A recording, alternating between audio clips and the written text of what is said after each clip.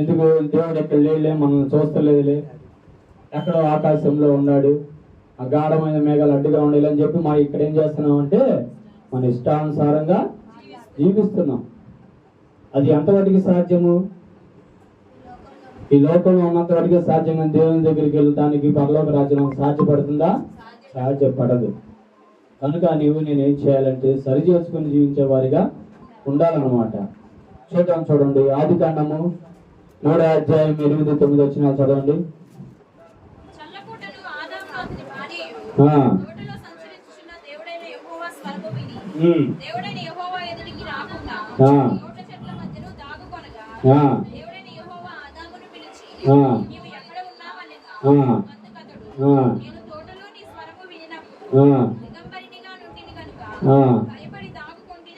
చాలు.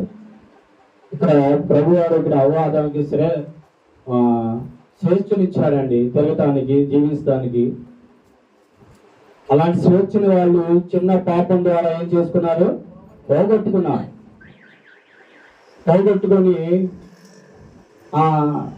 పోగొట్టుకున్న తర్వాత ఏం చేస్తుంది? చెట్టు చాటును దాక్కుంటున్నారు. ఎవరు వచ్చినప్పుడు? ప్రభువారు వచ్చినప్పుడు చెట్టు చాటును దాక్కుంటున్నారు. అంతకుముందు ప్రభువారు వచ్చినప్పుడు ప్రభువారు కంటపడి మాట్లాడుతూ చేస్తూ ఉన్న వీళ్ళు చివరికి చిన్న పాపం చేసినప్పుడు ఏమైపోయారు? చెట్టు చాటున దాక్కున్నారు. దాక్కుని ఏమనుకుంటున్నారు? నన్ను దేవుడు చూడలే, నాకు కనబడలే అనుకుంటున్నాడు. ప్రభువారికి తెలియదు అనుకుంటున్నారా? అప్పుడు పిలుస్తున్నాడు. ఏమని పిలుస్తున్నాడు? ఇంకోసారి చదవండి.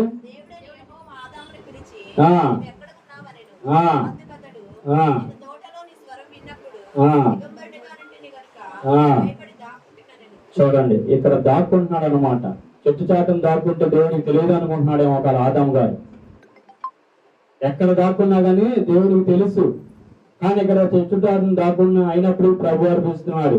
పిలిచి, ఆదామా నువ్వు ఎక్కడున్నాక? నేను చెట్టు చాటును దాక్కున్నాను అన్నాడు. తెలియదు అనుకుంటున్నాడు అప్పుడు. కానీ అయ్యా నేను తప్పు చేశాను ప్రభా, నేను పాపం చేశానయ్యా, నన్ను క్షమించాయా అని అనేటట్టే ఎలా ఉండేదో. కానీ ఏమంటున్నాడు? నెపం ఎవరి మీద మోపుతున్నాడు? అవ్వ మీద మోపుతున్నాడు. అదే ఇప్పుడు అనుకుంటున్నాడు, తెలియదేమో అనుకుంటున్నాడు ఆదాం గారు.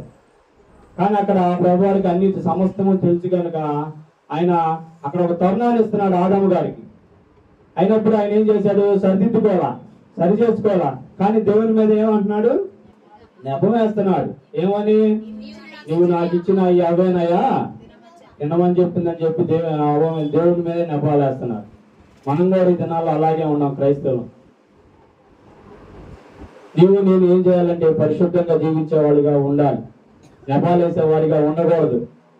ప్రభువు మీదే మనం నెపాలేసేవాడిగా ఉన్నాం ఈ దినాల్లో. దేవుడు చూడలేదు, మనం ఏం చేయట్లేదు అనుకుని మన ఇష్టానుసారంగా మాట్లాడుతాం, మన ఇష్టానుసారంగా జీవితం చేస్తున్నాం. దేవుడు సమస్తము తెలుసు, ప్రతిదీ దేవుడు చూసే దేవుడు. కనుక నేను చెప్పేది ఏంటంటే ఇక్కడ ఆదాం గారు ఏం చేస్తున్నారు? దేవుడి మీదే నెపాలేస్తున్నారు. దేవుడికి తెలియదులే అనుకుంటున్నాడు. కానీ దేవుడికి ప్రతి సమస్తము తెలుసు. ఇంకొక విషయం చెప్తాను చూడండి. అలాగే ఆది కాండం 4వ అధ్యాయం 8-9 వచనాలు చదవండి.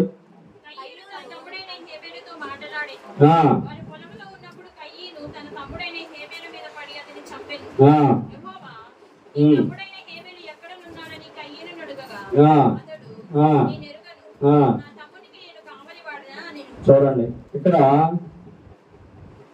కయ్యూను ఏబేలు ఉన్నారండి, తెలిసిందే మనందరికి. కానీ ఇక్కడ వారిద్దరు కూడా దేవుని సన్నిధికి అర్పణ తెచ్చినప్పుడు ఎవరు అర్పణ దేవుడికి అంగీకరించాడు? ఏబేలు అర్పణ అంగీకరించాడు. కయ్యూను అర్పణ ఎందుకని దేవుడు తీసుకోలేదు? శ్రేష్టమైనవి తీసుకురాలేదు అనమాట. కానీ ఇప్పుడు అక్కడ ఆ ద్వేషాన్ని కడుపులో పెట్టుకొని ఏం చేస్తాడంటే తన తమ్ముడిని చంపాలనుకుని చంపుతాడు. కానీ ప్రభు వారికి తెలియదులే అనుకుంటాడు. అప్పుడు అడుగుతాడు దేవుడు, కయ్యూను నీ తమ్ముడైన ఏబేలు ఎక్కడా అని అడిగినప్పుడు ఏం చెప్తాడు సమాధానం? చూడండి ఎంత గర్వంతో సమాధానం చెప్తున్నాడు దేవునికి. ఆ తమ్ముడికి నేను ఏమన్నా కావలి వాడనా? నేను ఎరుగనే అంటున్నాడు. అక్కడ ఏబేలు రక్తం ఎక్కడ భూమిలో ఉండి మరపెడుతుంది దేవుడికి. కానీ ఇక్కడ ఈ కయ్యూను ఏమంటున్నాడు? నేను ఎరుగునంటే ఎరుగును అన్నాడు. కానీ అక్కడ కయ్యూను కూడా తరుణం ఇచ్చినప్పుడు దేవుడు కయ్యూను ఏం చేశాడు? ఆ తరుణాన్ని సరిదిద్దుకోవాలా, సమయం ఇచ్చినప్పుడు దాన్ని సద్వినియోగం చేసుకోవాలా. సద్వినియోగం చేసుకున్నా ఏం చేశాడంటే దుర్వినియోగం చేసుకున్నాడు. దేవునితో నేను ఏమన్నాడంటే నేను కావాలి వాడనా అని గర్వంతో సమాధానం చెప్పాడు. ఈ దినాల్లో కూడా అన్నదమ్ముల మధ్యలో కూడా అలాగే గర్వాలు ఉంటాయి. కుటుంబాల్లో కలహాలు రావడానికి కూడా అలాంటి గర్వాల సూచన. ఏ గర్వంతో మనం దాగి ఉన్నామో ఒకసారి మనం జ్ఞాపకం చేసుకోవాలా. ఏ అహంతో నిండి ఉన్నామో ప్రభువుకు తెలియదు అనుకుంటున్నావేమో. సమస్తం చూసే దేవుడు గనక ఆ గర్వాన్ని మనం తీసివేసుకోవాలా, తీసివేసుకునే వారిగా ఉండాలి. అప్పుడు ప్రభువారు, అయ్యా నా తమ్ముడు నేను చంపాను, నన్ను క్షమించు ప్రభువారి పాదాల మీద బట్టి ఎంత చక్కగా ఉండేది. కానీ ఆయన ఏమంటున్నాడంటే నా తమ్ముడికి నేను ఏమైనా కావడం వాళ్ళని ఎంత గర్వంతో సమాధానం చెప్తున్నాడు. అప్పుడు ఏమైపోయాడు? దేశ దుమ్మరైపోయాడు, భ్రష్టు పెట్టిపోయాడు అన్నమాట. మనం కూడా అలాంటి గర్వంతో మనం ఉంటే, అలాంటి గర్వం మనలో ఉంటే మనం కూడా అలాగే భ్రష్టులు అయిపోతాం. ఇది నేను చెప్పేదంటే అలాంటి గర్వం దేవుడు వచ్చి ప్రభువారు పిలిచినప్పుడు, అయ్యా నేను చేసిన తప్పే ప్రభా, ఇది నేను చేసిన పాపమే ప్రభా అని ప్రభువారి పాదాల మీద పడి ఒప్పుకోవాలా, సరిదిద్దుకోవాలా, సరి చేసుకునేవారిగా ఉండాలి. అలాంటి సరి చేసుకునే జీవితాలు ఈ దినాల్లో లేవు. ఇంకొకరు చూద్దాం, చూడండి. లూకా సువార్త 19:4 చదవండి. లూకా సువార్త 19:4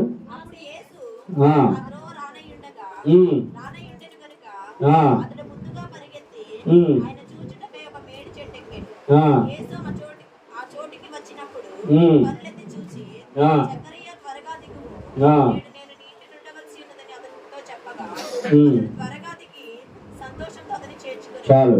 ఇక్కడ ఎవరైనా చూస్తున్నామండి? జక్కయ్య గారిని చూస్తున్నాం.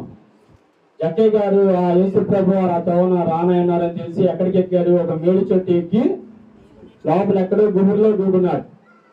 మేడి చెట్టు అన్నది ఎంతో గర్వంతో కూడుకున్నది. ఆ మేడి చెట్టు ఎక్కి నన్ను చూడరులే అని ప్రభువారు ఎక్కడో వస్తున్నాడని చెప్పి పైకి ఎక్కి కూకుని ఉంటాడు. కూకున్నప్పుడు తిన్నగా ప్రభువారు ఆ చెట్టు తిన్నగా కిందకు వచ్చి ఏమంటారు? జక్కయ్య త్వరగా దిగుము అంటాడు. ప్రభువారికి తెలియదులే అనుకున్నాడు. ప్రభువారికి తెలియదు అని చెప్పి ఎక్కడో పైకెక్కి గుబురులో కూకున్న జక్కయ్యని చూసిన దేవుడు నిన్ను నన్ను చూడడానికి ఉన్నారా? నువ్వు చేసే పనులు నేను చేసే పనులు చూడడా? నువ్వు చేసే అబద్ధాలు మాటలు నేను ఆడే అబద్ధాలు కానీ నువ్వు మాట్లాడే బూతులు కానీ దేవుడికి తెలియదు అనుకున్నారా? తెలుసు, సమస్తము తెలుసు. కానీ ఏంటంటే మనం దేవుడు కరుణాన్ని ఇచ్చినప్పుడు దాన్ని మనం సద్వినియోగపరచుకోవట్లా. ఇక్కడ జక్కయ్య గారు ఏమనుకున్నారు? ప్రభు ఆ తవన రాయన అన్నాడని చెప్పి ఎక్కడో మేడ్చి గుబుర్లో కూకొని ఉంటే ప్రభువారు తెలియదులే అనుకున్నాడు. కానీ ఆ తిన్నగా వచ్చి జక్కయ్య దిగు, నేను నీ ఇంట ఉండవలసి వచ్చింది అన్నప్పుడు ప్రభువారు జక్కయ్య త్వరగా దిగాడు. జక్కయ్య త్వరగా దిగి వచ్చి తను సరిదిద్దుకున్నాడు, సరి చేసుకున్నాడు. అలాంటి జక్కయ్య గారి లాగా మనం కూడా ఏంటంటే సరిదిద్దుకొని సరి చేసుకునేవాడిగా ఉండాలి. ఆ గర్వం లేదు. తను చదువుతున్న తన ఉద్యోగం మనకు తెలిసిందే, తహసీల్దార్ ఉద్యోగం అయ్యింది. అంత ఉద్యోగస్తుడు అయ్యింది కూడా ప్రభువారి మాట ప్రకారంగా వచ్చాడు, తన ఇంట్లోకి చేర్చుకున్నాడు. తన గర్వం లేదు, తన అహం లేదు. పైగా తను చేసిన అప్పులు ఇంకెన్నింతలుగా చెల్లించాడు, ఎదురు చెల్లించాడు అనమాట. అప్పుడు ప్రభువారిని నువ్వు కూడా చేర్చుకున్నప్పుడు ఏంటంటే నువ్వు కూడా నీ హృదయంలో ఉన్న ప్రతిదీ కూడా తీసివేసే దేవుడు అనమాట. నువ్వు ఎవరికైతే ఇదిగా ఉండ అప్పుల బాధలో ఉన్న ప్రతిదీ సమస్తము తీసివేసే దేవుడు అనమాట. అదే అనుకుని జక్కయ్య నాకు తెలుగులో అనుకున్నాడు. ఆ తిన్నగా వచ్చి జక్కయ్య దిగుము అనగానే త్వరగా దిగి జక్కయ్య చేర్చుకున్నాడు ఇంట్లో. ఇది నాన్న కూడా నీవు నేను చేర్చుకునేవాడిగా ఉండాలి. ఇంకా కొంచెం చూద్దాం, చూడండి. అదే లూకా సువార్త 8:43 చూద్దాం. రక్తస్రావం గల స్త్రీని చూపిస్తున్నాడు దేవుడు ఇక్కడ. లూకా సువార్త 8:43.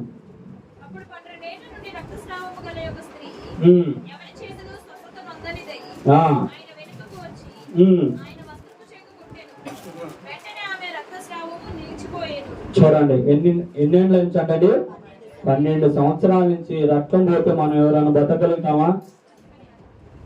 బతకలేము. 12 సంవత్సరాల నుంచి రక్తస్రావం గల స్త్రీ అంట ఏం చేస్తుంది? వస్త్రపు చెంగు మాత్రం ముట్టినా చాలని బాగుపడుతుంది అనుకున్నాంట. అనుకొని ఎక్కడికి వెళ్ళిందంటే చూద్దాం, మార్కు సువార్త 5వ అధ్యాయం 20 వచ్చిన చదవాలి. మార్కు సువార్త 5వ అధ్యాయం 27.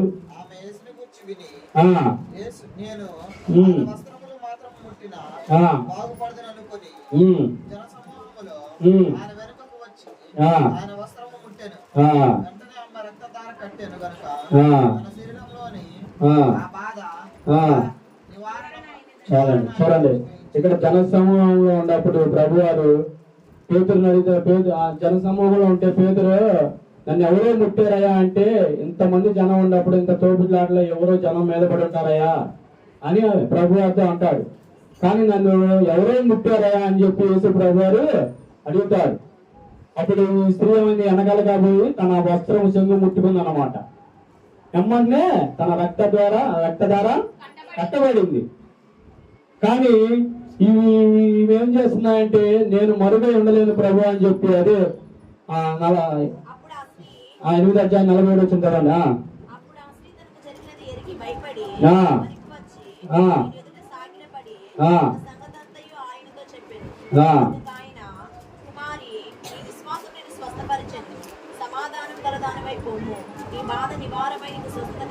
లోకాసు 8వ అధ్యాయం 47 వచ్చిన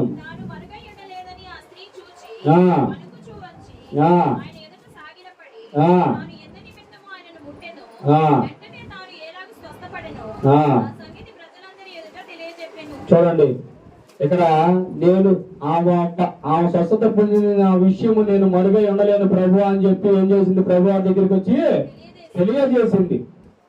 ఈ దినాల్లో మనం కూడా మనకు జరిగిన మేలు కూడా మనం ఏం చేయాలంటే తెలియజేయాలి. కానీ ప్రభు వారికి తెలియదు అనుకుంది. ఆమె వెనకాలుగా పోయి వస్త్రం చెంగు ముట్టుకుందాం అనుకుంది. వెనకమాల వెళ్ళి వస్త్రం చెంగు ముట్టుకోగానే ఏమంట రక్తధార ఏమైంది? కట్టబడింది. ఇక్కడ లోక రాసింది ఎవరు? ఒక వైద్యుడు. వైద్యుడే చెప్పాడు అనమాట. ఏమని? అమ్మా, నీ వల్ల రక్తపు నీకు వచ్చిన రోగం నీ నయం కాదు, నువ్వు బతకమని చెప్పినప్పుడు ఆమె ఏమైతే ప్రభువారి గురించి విని ఆయన్ని వస్త్రము చెంగు మాత్రం ముట్టుకుంటే బాగుపడింది అనుకుని ఏం చేసింది? వెళ్ళి ముట్టుకుంది, స్వస్థపడింది. అంతే, వెనక్కి వెళ్ళలా. వెళ్ళి తల్లి ప్రభువారి ముందు ఏమైంది? అయ్యా, నేను నీకు దాగి ఉండలేను ప్రభువా, నీకు మరుగై నేను ఉండలేదని చెప్పి ప్రభువారి దగ్గరికి వెళ్ళి, అయ్యా నేనేనయ్యా ముట్టింది, నేనేనయ్యా స్వస్థపడిందని చెప్పింది అన్నమాట. అనుకున్నాం మనం ఇక్కడ 5 దినాల్లో తెలియదులే ప్రభు అని అనుకున్నాం. ప్రభుకి సమస్తము తెలుసు, సమస్తము సాధ్యమే. అదే నీ నోటి మాట రాకమునిపే ఆయనకి తెలుసు. కానీ ఈ దినాల్లో మనం ఏంటంటే ఏం తెలియదులే, మన దేవుడు చూస్తలేదు, మన ఇష్టానుసారం మనం జీవించవచ్చు అనుకున్నాం అన్నమాట. ఈ ఉదయకాల సమయంలో నేను చెప్పేది ఏంటంటే, ప్రతి ఒక్కరికి దేవుడు తరుణాన్ని ఇస్తున్నప్పుడు ఆ తరుణాన్ని మనం ఏం చేయాలంటే సద్వినియోగపరచుకోవాలి, దుర్వినియోగపరచుకోకూడదు. అదే చూడండి, ఇంకో మాట కూడా చూద్దాము. యెషయా గ్రంథము 4వ అధ్యాయం 28 వచనం చదవండి. యెషయా గ్రంథము 4వ అధ్యాయం 28 వచనం. యెషయా 4వ అధ్యాయం 28 లేదా? నిమిషం.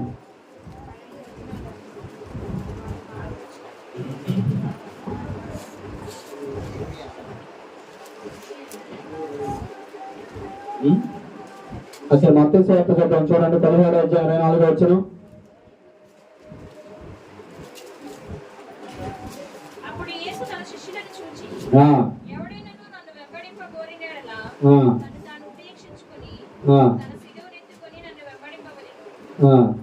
మత్తయి సువార్త 17వ అధ్యాయం 24 వచ్చిన 17:24.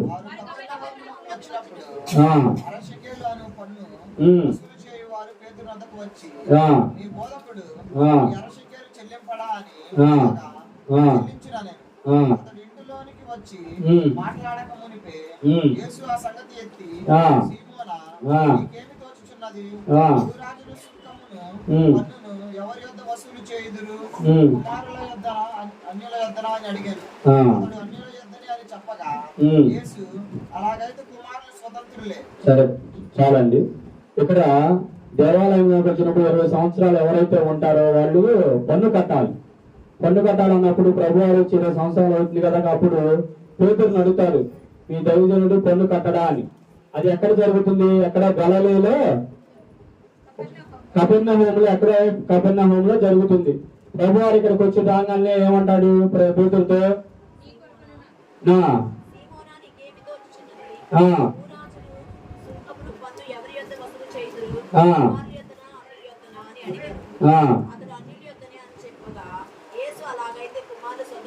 చాలు చాలండి. ఇక్కడ ఎక్కడో కపెర్నహూములో జరిగిన సంగతి ఇక్కడ ప్రభు వారికి తెలియదు అనుకున్నారు కావచ్చు. రాగానే ప్రభు వారు ఏమంటారంటే పేతురుని, నువ్వు మొదట వెళ్ళి గాలము వేయమంటాడు. వేయమన్నప్పుడు ఇప్పుడు ఒక చేపగా మొదటి గాలం వేయగల ఒక చేప పడుతుంది, దాని నోరు తెరంగానే నీకు ఒక షెకేలు జరుగుతుంది. అది నీ కొరకు నా కొరకు వాళ్ళకి కట్టమని చెప్తాడు. ఎక్కడో కొన్ని వేల మేకల్లో అడుగుల్లో ఉన్న షెకేలు చూసిన దేవుడు నిన్ను నన్ను చూడటానికి ఎంత భాగ్యం అండి. మన జీవితాలను చూడటానికి చూడగలిగిన ఎక్కడో కొన్ని వేల లోతుల్లో కొన్ని వేల చేపల్లో ఉన్న చేపను చూసి ఆ చేప నోట్లో ఉన్న షెకేలు చూసిన దేవుడు నీ జీవితం నా జీవితం పూర్తిగా తెలుసు. మనం అనుకుంటున్నామేమో ఈ దినాల్లో మనం మరుగై ఉండలేము, మనం దేవుని సన్నిధిలో మరుగై అసలు ఉండలేము అని కనపడకుండానే ఉన్నాం, మనం మన ఇష్టానుసారంగా చేస్తున్నాము అని. రహస్యంగా మనం చేసినవి కూడా దేవుడు చూస్తాడు. కానీ ఈ దినాల్లో నేను చెప్పేదంటే ప్రతి ఒక్కరూ ఒక తరుణాన్ని ఇచ్చినప్పుడు ఆ తరుణాన్ని మనం సద్వినియోగపరచుకోవాలి. దేవుడు చూస్తలేదులే అనుకుంటున్నారేమో, ఆకాశం ఎక్కడే ఉన్నాడు, గాఢమైన మేఘాలు అడ్డుగా ఉండి. ఇక్కడ ఎక్కడో కపెర్నహూములో జరిగిన సంగతి ప్రభు వారికి ఎట్లా తెలిసి, పేతురు నువ్వు వెళ్ళి మొదటి గాలం వేసి ఒక చేప ఉంటుంది, ఆ చేప నోట్లో షేకేలు తీసుకొని నీ కొరకు నా కొరకు ఎంత కట్టమని చెప్తాడు. ఇన్ని వేల లోతుల్లో ఉన్న షెకేలు చూసిన దేవుడు నీ జీవితం నా జీవితం ఎంత అండి? అదే అంటారు ప్రభు వారు, ఆకాశము సింహాసనము భూమి ఆయన పాదపీఠం. నువ్వు ఏది చేసినా కానీ కూడా ఆయన పాదాల దగ్గర చేస్తున్నావు, అది గుర్తుపెట్టుకోవాలి. ఆయనకి సమస్తము సాధ్యమే. నువ్వు ఆయన పాదాల దగ్గర చేసినప్పుడు నిన్ను నన్ను చూస్తాం కూడా పెద్దగా లెక్కలేదు. ఆయనకి కంట్లో నలుసంటాం మనం కంట్లో నలుచబడితే తీసి అంత ఇంత ఇసుకులేని అంత నలుచు, అలాంటి వారం మనం ఆయనకి మరుగై ఉండలేము, మనం చేయలేము. ఏది కూడా ప్రభు నీ ఎదుట నేను ప్రభా నీకు పాదాల మీద పడి నేను ఒప్పుకుంటున్నాను ప్రభా, నేను సరి చేసుకుంటాను ప్రభా అని చెప్పి మనం ఏం చేయాలంటే సర్దిద్దుకునే వారిగా ఉండాలి. అలాగే ఇంకో చిన్న విషయం ఏంటంటే, ఆ యాకోబు బావి కాడ ఎవరిని చూస్తాడు? సమరయ స్త్రీని చూశాడు. అవి ప్రభు వారు ఆ చోటుకి రాగానే ఏం చేస్తాడు? నా గుట్టంతా ఇప్పుడువాడు. పాట కూడా బాగుంటది. యాకోబు బావి కాడ వేసేది చూశానమ్మా అని ఆ పాట అన్నమాట. నీ గుట్టు నా గుట్టు ఇప్పుతున్నాడు దేవుడు. అమ్మా దగ్గరికి ఆ నేల చూడుకోవడానికి రాగానే నీకు ఎంతమంది పెనుగుట్లో ఏందో మొత్తం వివరంగా చెప్తాడు. ఇప్పుడు ఉన్నవాడు కూడా నీ పెనుగుటి కాడంటాడు. అప్పుడు వెళ్ళి ఆమె ఏంటి అంటే వీళ్ళలోకి వెళ్ళి నా బ్రతుకంతా చెప్పిన వాడు మెస్సేజ్ కాదా అంటది. తెలియదు అనుకున్నామేమో మన జీవితం. ఉదయకాల సమయంలో చెప్పినట్టు ప్రతి ఒక్కరు దేవుని పాదాలతో మనం చేస్తున్నాం కనుక మన గర్వాన్ని మన అహమాన్ని తీసేసుకొని ఏ గర్వం చేత మనం కట్టబడి ఉన్నామో, ఏ అహంతో ఉన్నామో మనం ఒకసారి సరి చేసుకొని దేవుడితో జీవించే వారిగా ఉండాలి. ప్రభువారి పాదాల మీద పడి ఈ ఉదయకాల సమయంలో ప్రభువారి పాదాల మీద పడి ఒప్పుకునే వారిగా మన పాపాలను కానీ మనం చేసిన ప్రతిదీ కూడా ఒప్పుకునే వారిగా ఉండాలి. పడదామా ఈ ఉదయకాల సమయంలో దేవుని పాదాల మీద పడి చిన్న ప్రార్థన చేసుకున్నాం. చిన్న ప్రార్థన ఒకరు చేయండి విన్న వాక్య ప్రకారంగా.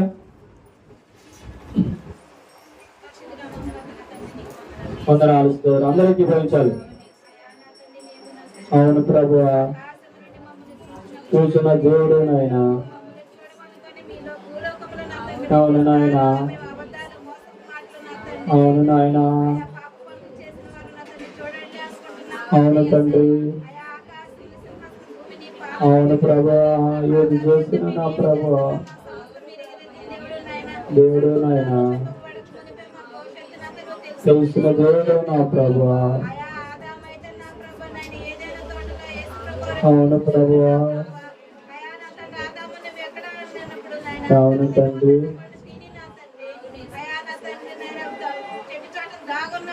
అవును ప్రభువా, అవును నాయన,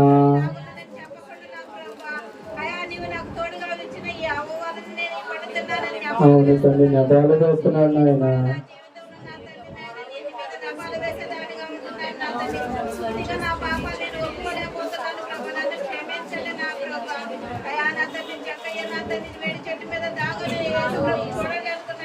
అవును ప్రభువా,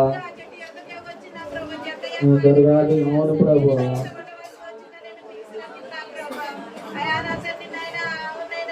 అందరూ ఏకీభవించాలి, ప్రార్థన చేయాలి. ఒప్పుకో ఇది నాన్న. అవును ప్రభా, నేను ఏ గర్వంతో ఉన్నాను ప్రభా. అయ్యా, నేను ఏ వాయితే అబద్ధాలు ఆడుతున్నాను, ఏ బూతులు మాట్లాడుతున్నాను ప్రభా. అయ్యా, నేను ఉదయ కాలంలో ఒప్పుకుంటాను ప్రభా. నేను ప్రతి ఒక్కరు నోరు వేసి ప్రార్థన చేసుకోవాలమ్మా, ప్రార్థన చేయాలి. అవును నాయన, అవును తండ్రి, అవును తండ్రి. మేమైతే నా ప్రభువా పొందాలనుకుంటున్నాం కానీ ప్రభువా, మేము మరుగై ఉండలేవు నా ప్రభువా, చేయలేను ప్రభువా.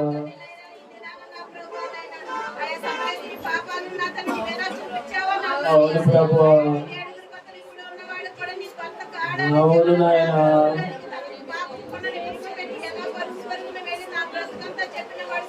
అవును తండ్రి. విడిచిపెట్టుకునే వారి గంటలు సహాయం దయచేయండి నాయన, దయచేయండి నాయన. అవును ప్రభువా, దయచేయండి నాయన. అవును ప్రభువా,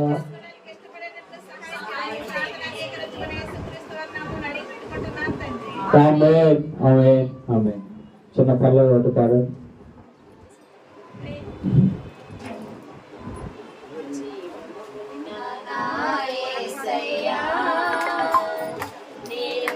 ఆరాధించే నేను ధన్యుడనయ్యా, ఆరాధించే నేను ధన్యుడనయ్యా. జీవము లేని వాటికి అందరూ మొక్కుతూ, జీవముందని వారు భ్రమపడుతున్నారు. జీవము లేని వాటికి అందరూ మొక్కుతూ, జీవముందని వారు భ్రమపడుతున్నారు. జీవము ఉన్న నా యేసయ్యా, నిన్ను ఆరాధించే నేను ధన్యుడనయ్యా. చాలండి. రెండవ వర్తమానంగా మన మధ్యలో లిలినేశ్వరంతి గారు ఉన్నారు, వచ్చి వర్తమానం అందిస్తారు.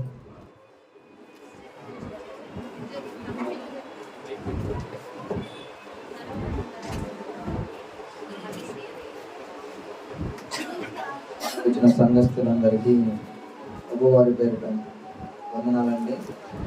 అలానే లైవ్ వీక్షిస్తున్న వారికి కూడా వందనాలు. అందరి కళ్ళు మూసుకున్నట్లయితే ఒక ప్రార్థన చేసుకొని మనం వాక్య భాగంలోనికి వెళ్దాము. పరిశుద్ధుడా, మహోన్నతుడా తండ్రి, నీకు వేలాది వందనాలు ప్రభువా. గత వారం నుంచి ఈ వారం వరకు మీరు మమ్మల్ని కాపాడిన, మీ సన్నిధిలో కూర్చోబెట్టినందుకు మీకు వేలాది వందనాలు ప్రభువా. ఈ వారంలో ప్రభువా యేసయ్యా, మేము ఎన్నో మరణాలు ప్రభువా, ఎన్నో దారుణాలు చూసాం ప్రభా. కానీ ప్రభా, అటు వారి లెక్కలో మేము లేకుండా ప్రభా మమ్మల్ని మీరు సజీవులుగా నిలబెట్టినందుకు మీకు వేలాది వందనాలు ప్రభా. అలాగే ప్రభా, ఇంకా ఎంతమందో మీ సన్నిధికి రానయ్యి ఉండగా ప్రభా, త్వరపడి వాళ్ళు మీ సన్నిధికి వచ్చి ప్రభా ఆరాధనలో పాలు పంచుకునేలాగా చేయండి ప్రభా. వాక్యం చెప్పబోచుండగా మీ పరిశుద్ధ ఆత్మను నా మీద కుమ్మరించండి ప్రభా. చెప్పబడిన వాక్యాన్ని ప్రభా వేసే ప్రతి ఒక్కరు వారి జీవితంలో ప్రభా ఫలింపజేసేలాగా చేయమని ఈ చిన్న ప్రార్థన మీ పాదాల సన్నిధికి చేర్చుకోమని నజరేయుడైన యేసుక్రీస్తు నామములో అడిగి వేడుకొని ప్రార్థిస్తున్నాను తండ్రి. అన్నయ్య మంచి వర్తమానాన్ని అందించాడండి. దేవునికి మరుగైనది ఏదీ లేదంట. మనం మాట్లాడే ప్రతి మాట లేదా మనం చేసే ప్రతి పని దేవునికి అన్నీ తెలుసు. అలానే మన జీవితంలో మనకి ఎటువంటి ఇబ్బందులు ఉన్నాయి, ఎటువంటి బాధలు ఉన్నాయి అని కూడా దేవునికి తెలుసు కదా. ఈరోజు నేను ఎక్కువ వాక్యం చెప్పను, కానీ నా జీవితంలో జరిగిన ఒక ఆశ్చర్య కార్యాన్ని చెప్తానండి మీకు. ఇది ఎవరికైనా ఆరోగ్య సమస్యలు ఉంటే చాలా బాగా ఉపయోగపడుతుంది. శ్రీనివాస అంకుల్ గారికి కూడా ఉపయోగపడవచ్చు. ఏంటంటే గత 1 నెల క్రితం నెల క్రితం కాదండి, ఈ సంవత్సరం నాకు గౌద పిల్లలు వచ్చినాయి, అందరికి తెలుసు కదా. అయితే నేను గౌద పిల్లలతో బాధపడతా ఉంటే ఆ సమయంలో ఒక దోమ కుట్టిందండి నాకు. అయితే ఆ దోమ కుట్టిన దగ్గర భలే నొప్పి వచ్చేది. అంతకుముందు కుట్టిన దోమల దగ్గర అసలు ఏముండేది కాదు, కానీ ఆ దోమ కుట్టిన దగ్గర మాత్రం ఎంతో బాగా నొప్పి వచ్చేది. నాకు భయం వేసేది, ఏందా ఇంత నొప్పి వస్తుంది అని. అయితే నేను ఇంట్లో వాళ్ళకి చెప్పా, మామూలు నొప్పి అయితే మనకు అర్థమైపోయింది కదా, వెంటనే తగ్గిపోయింది. అయితే నొప్పి వస్తూ ఉంది బాగా, అమ్మ నాకు నొప్పి వస్తుంది డాడీ, ఇలా ఇట్లా దోమ కుట్టింది ఇక్కడ, నాకు నొప్పి వస్తుంది అని చెప్తే అదేమో ఎలా తగ్గిపోయింది అన్నారు. సరే అని నేను అంతే చూసుకుంటూ వచ్చాను. పోయిన నెలలో నొప్పి బాగా ఎక్కువైంది. నొప్పి బాగా ఎక్కువైతే ఏమైందంటే, సరే డాడీ ఒక డాక్టర్ గారి దగ్గరికి తీసుకెళ్ళారు. డాక్టర్ గారి దగ్గరికి తీసుకెళ్తే ఆయన ఏమన్నారు, చిన్నప్పుడు అన్ని టీకాలు వేయించారయ్యా మీ అబ్బాయికి అంటే, అన్ని వ్యాక్సిన్ వేయించారంటే అన్నీ వేయించామన్నారు. సరే అని దేనికని అట్లా నొప్పి వస్తుందంటే ఏమో తెలియదండి అంటే, ఎప్పటి నుంచి అంటే చెప్పాను, ఇట్లా నాకు జనవరిలో ఒకసారి ఇట్లా గౌద పిల్లలు వచ్చినాయి, అప్పటి నుంచి నొప్పి వస్తుందని చెప్పాను. చెప్తే అప్పుడు ఆ డాక్టర్ గారు బ్లడ్ టెస్ట్ రాశారు. అంటే ఇక్కడ గౌద పిల్లలు వస్తే ఇన్ఫెక్షన్ అయ్యిద్దంట. అయితే టెస్టులు రాస్తే దాంట్లో మైక్రోఫైలేరియా అని ఒక టెస్ట్ రాస్తే దాంట్లో నాకు పాజిటివ్ అని వచ్చింది. మైక్రోఫైలేరియా అంటే ఏంటంటే, అది కుట్టిన చోట ఎక్కువ పిల్లలు పెట్టేసింది. ఎక్కువ పిల్లలు పెట్టేసేసి ఆ భాగం బాగా నొప్పి వచ్చి వాసిద్ది బాగా. అయితే ఆ వాపు ఇంకా తగ్గదు, జీవితాంతం అలానే ఉండిపోయింది ఆ వాపు. ఇంకా అది చూడగానే నాకు ఎంతో భయం వేసింది. అయితే ఇంకా వెంటనే నేను అంతకుముందు దాకేమో అరాకొర భక్తి అంటే నిలువెచ్చిన స్థితిలో ఉండేవాడిని. అయితే ఇంక తెలిసిన తర్వాత చాలా భయం వేసింది. దేవుడా, నేను ఇక్కడ ఇట్లా మీ సన్నిధిలో బలిపీఠం బోధిస్తున్నాను, బోధించే నాకే ఎట్లా అయిందంటే చూసే వాళ్ళు ఎంతో నవ్వుకుంటారు, దేవుని వాక్యం బోధిస్తున్నావు కదా నీకే ఎట్లా అయింది, ఇంకా మేము విని వెళ్ళిపోయే వాళ్ళం, మాకేమైనా స్వస్థతలు జరుగుతాయా అని అందరూ నేను అవమానపరుస్తారయ్యా. మీరు నన్ను స్వస్థపరిస్తే ఈ సాక్ష్యాన్ని నేను గొప్పగా చెప్పుకుంటాను, నా సాక్ష్యం వల్ల ఎంతో మంది స్వస్థపడతారని నేను డైలీ ప్రార్థన చేసేవాడిని. ఇంట్లో వాళ్ళు కూడా నాకు ఎంతో సపోర్ట్గా ఉండి వాళ్ళు ప్రార్థన చేసేవాళ్ళు.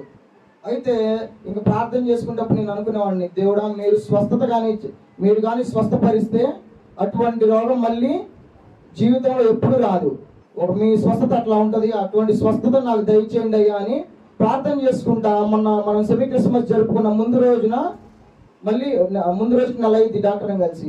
అప్పుడు మళ్ళీ ఆయన టెస్టులకి ఇచ్చారు, బ్లడ్ టెస్ట్ చేపించి ఆ రోజు 18వ తారీఖున అంటే డిసెంబర్ 18వ తారీఖున బ్లడ్ టెస్ట్కి ఇస్తే వెంటనే రాదు ఈ టెస్ట్, మీరు తర్వాత రోజు రండి మీకు టెస్ట్ రిపోర్ట్లు ఇస్తామన్నారు. అయితే తర్వాత రోజు వెళ్ళి ఆ రిపోర్ట్ తీసుకొని నాకు భయం వేస్తుంది, మళ్ళీ ఇది పాజిటివే వచ్చిద్దా, నేను దీంతో జీవితాంతం ఇబ్బంది పడాలని భయపడతానే ఉన్నా. అప్పుడు చిన్నమ్మాయను ఎత్తిరా శాస్త్రి మేము బయటికి వెళ్ళి వస్తూ ఉంటే నేను మధ్యలో ఆ హాస్పిటల్ దగ్గర ఆగిపోయి చూస్తే డాడీ ఉన్నాడు అక్కడ.